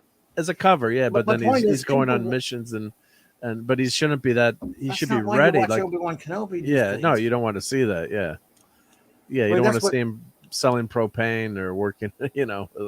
I'm just saying, you watch Star Wars to escape, not to look at your own. I'll get up and go to work every day, or whoever does. Not my case. I don't run that kind of job anymore right now. But most people who go up and work a regular job all day, you don't watch Star Wars to see Obi-Wan Kenobi bumming around, working at a regular job. And by the way, someone made a good point tonight when I was talking about on Doomcom. Okay, he buries his freaking lightsabers, right? He's hiding. He's not doing anything more. You tell me, how is he protecting Luke? What if something did happen to Luke? He didn't. No, that made no sense to bury that didn't make sense to bury the lightsabers. Yeah. Yeah. They just did that to have that hero's arc so they could show no, but they did that just as a plot point so they could show him, all right, he's back, like a Rocky moment where he's out back in the desert. now, right? He couldn't bury it in his cave or somewhere and hide it in his cave, Yeah, so no, that made stupid. You would have it near. I could see him hiding them, but you'd have them accessible where you could, you have like a secret code or something, and like the cave opens up. You have like a bat cave, or you have a Shakespeare type button, his sculpture. And I'm joking, but in the cave that opens, but you'd have something that was hidden because if you need it, he should be ready. So like, Luke. Or like even if he's doing the fish stuff, he's working in that. Like if he used the Force and he, made the guy fall over, so the other guy got his full pay, or do something using the Force to, show, don't mess with him. Like the guy says, "What are you going to say about it?" Basically, but you don't want to see Obi-Wan trampled on. So that made no sense to me, and it's just not. But even if we let those things slide, it's still been boring. The fights haven't been, like you said, the fights haven't been interesting. The laser battle on the rooftop was okay, but it wasn't any, oh wow, that's incredible. And then the fight with Vader was just not even a fight. It was just Vader showing how he's the boss now. And you'd think that Vader would be scared to fight Obi-Wan Kenobi. The last time they fought, he lost 2 arms and 2 legs. I mean, so why is Kenobi so scared of Vader? I mean, he's a coward now. And again, Matthew Penner, yes, he was a hermit when in Star Wars, but he was a very confident hermit. Who I mean, he had his shit together. Well, yeah, he shows up and he scares the sand people away, and he says, "Oh well, we'll be ready." But he's in the bar. That great scene when he's got in the bar and he protects Luke, and he cuts the guy's arm off. I don't buy him being pathetic. But he's never pathetic in Star Wars. He is a kick-ass when the saber comes out. Yeah, 10 years he's been a pathetic bum, walking around Tatooine, buried lightsabers, not giving a crap. 10 years walking around, and I thought he was at the end of episode 3. He was going to be learning the ways of the living force, talking to Qui-Gon, doing all this stuff, and being ready in case he's needed to protect Luke. What if Luke had been attacked in those 10 years? What was he going to do about it? What if let's just say somehow, some way, Luke's the Sand people showed up, right? Or the Sand people showed up to attack Luke, or not even. They took Luke as a kid or something, maybe. Well, what if that happened? Yeah, we'll just use that. We wouldn't even go with Jedi or Sith. What if the Sand people grabbed Luke and his family? What's Obi-Wan going to do about it? What's Obi-Wan going to do about it? Yeah, not much. Yeah. A blaster against a bunch of sand people. Would he won't use the Force? You didn't use the Force with that blaster. Yeah. So with a lightsaber, he could take them to pieces like Anakin did. So it just makes no sense. Yeah, J2 says, I'm actually ready to see Obi-Wan sell propane and propane accessories too. I left. We want to leave that out. Yeah. Great Hank Hill. Yep. It's not Star Wars anymore. Hungry Boy. It's Sand Wars. Every planet looks like Tatooine, and that's including the Mandalorian. And I thought the Mandalorian was okay. Book of Boba Fett I thought was horrible, but Mandalorian was an okay show. That was good, yeah. But not, you know what though, not something I want to watch again. I'd watch maybe a few of the episodes again, but yeah, I'm kind of sick of the Baby Yoda. But and Vader had one arm left. He didn't cut off. I thought he cut off both arms. I thought he cut off maybe one. Maybe just one arm. I gave Ben too much credit. He's more machine now than man, twisted and evil. All right, so one arm and 2 legs. It's still minor flesh wound, but you'd still think you'd be kind of scared. It's a flesh wound. We'll call it a draw. To fight again, yeah. Just a minor flesh wound. He said that. He should have said that when he was on Mustafar. It's all right. We'll call it a draw. Yeah, someone should do a cut of that. Yeah, and it was. So but I gotta watch it. I gotta check that again. Yeah, I always assumed it was both arms, and maybe it went down. It was just. Did you see what Gary did with that stupid lightsaber fight? No, what did he do? I think he did it similar to what he did with the music, the Benny Hill music, or somebody did. Maybe it wasn't Gary. I can't remember who it was now. Where he's standing Gary there tweeted the Benny and Hill. He ran from it. Remember, because he turns on his lightsaber, then he runs from him. He runs from him 3 times. Yeah. And then gets his ass handed to him. But someone's like, sure, they played some kind of funny music when he ran. I forgot. Maybe it's a different. Yeah. It was so bad, man. It's like, why have the fight if it's going to be a disgrace? And it was the worst lightsaber battle I've ever seen. Yes, worse than the clunky one. Thank you, fam. That's right. Yeah, this robot arm left. That was the hand without the arm that was missing a hand, I guess. Thank you. So but he still doesn't have all his limbs, I guess. Technically, that's right. Yeah, like the Terminator arm on that scene where. That's right. Thank you for that. Yeah, I forgot that. Yeah, where he's dragging himself up. Yeah. Yeah. Well, screw it. Yeah, it's just that I was hoping for, and the first 2 episodes I didn't think were that bad. There's silliness and some, the Leia stuff running away, no one can catch her was ridiculous. But overall, I thought it was. But that's what happened with, the last series with the Boba Fett. The first few episodes, it's not so bad. The third and then the mini scooters showed up. And it was off the rails. Yeah. 3. Yeah, I hated that show. Well, get ready if you like Leia, get ready because she's going to be on the whole series. I've heard. Oh yeah, only 3 more left. Obi-Wan. Probably, she already did. Yep. Well, yeah, she's gonna. She talked that woman to go back and save her. Oh, that's true. Yeah. So, Leia's a kick-ass princess. So. She's the bestest ever, just like Best ever. Yep. Reva Burnham.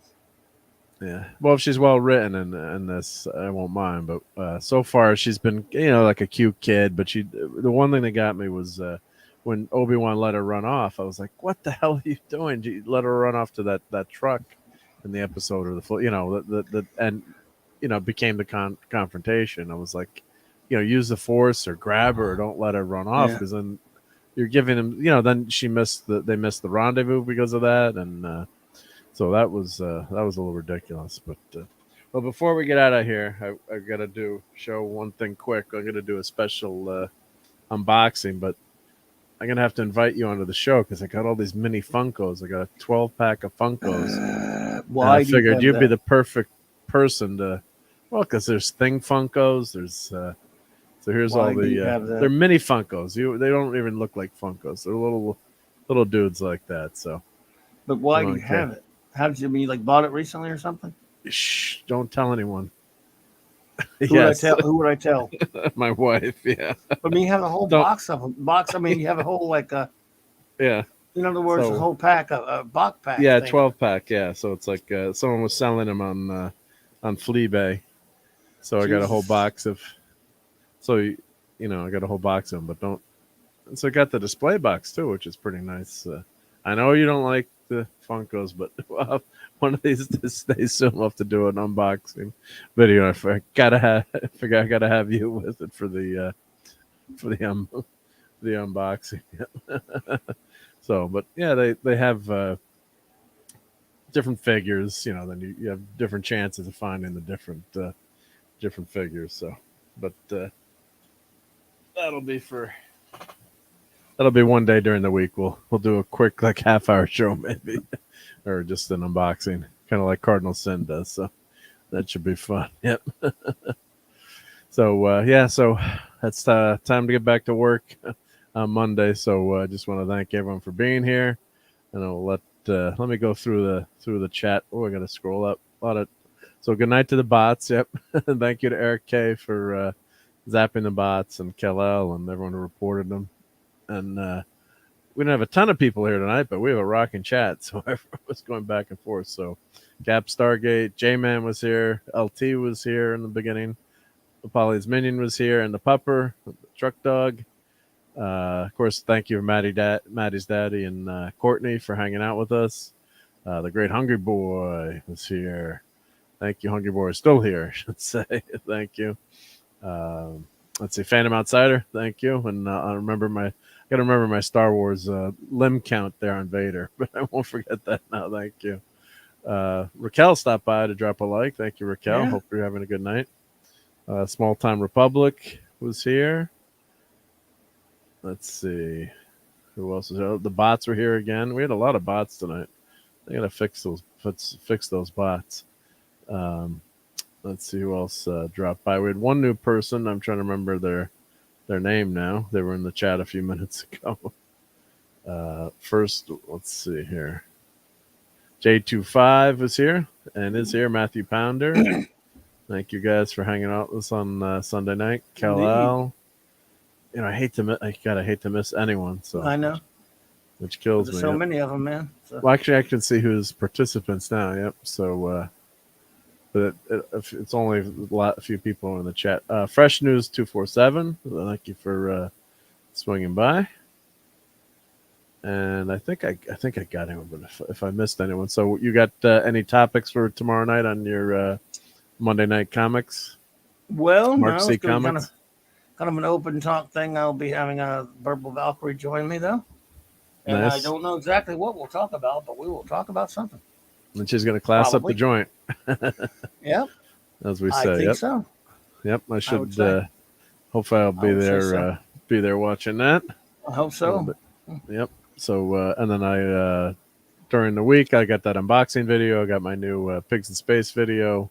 I got a bunch of, I got to start finishing that Lego Batman build. I got a lot of videos to do. I'm redoing my intro. A lot of stuff going on, but there's a lot of real world stuff. So no, I got you. Yep. Oh, and Tim's Talk is here. Yep. Hey, Tim's Talk. What's up? Hey, Tim. Yep. Sorry, we're just headed out here. You just missed our Star Wars discussion, but I can take the minor spoilers off. We're not spoiling anymore. But yep. So thank you for swinging by. You can rewind for a few minutes if you want. Yep.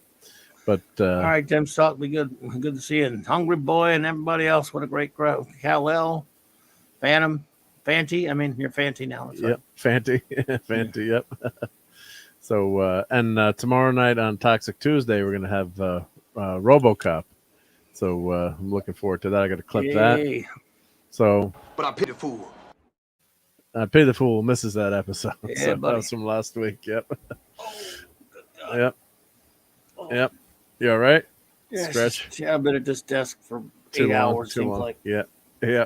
Shit. So let's get out of here. Let's we don't want my legs are Clubby's. killing me. Sorry, I didn't mean to let that out. It just blurted out. Yeah, no, I know the. Whew, I know mean the the pain. feeling, yeah. The pain. To the pain. Yep. Everyone go watch the Great Vegetable Rebellion from Lost Yeah, in there you Space. go. So. Go for it. All right, everyone. So thank you for hanging with us on Sunday night. Much appreciated, and we'll catch you next week, and hopefully during the week. And everyone have a great week. Take care, everyone. Good night, everybody. It's 106 miles to Chicago. We got a full tank of gas, half a pack of cigarettes. It's dark, and we're wearing sunglasses. Hit it.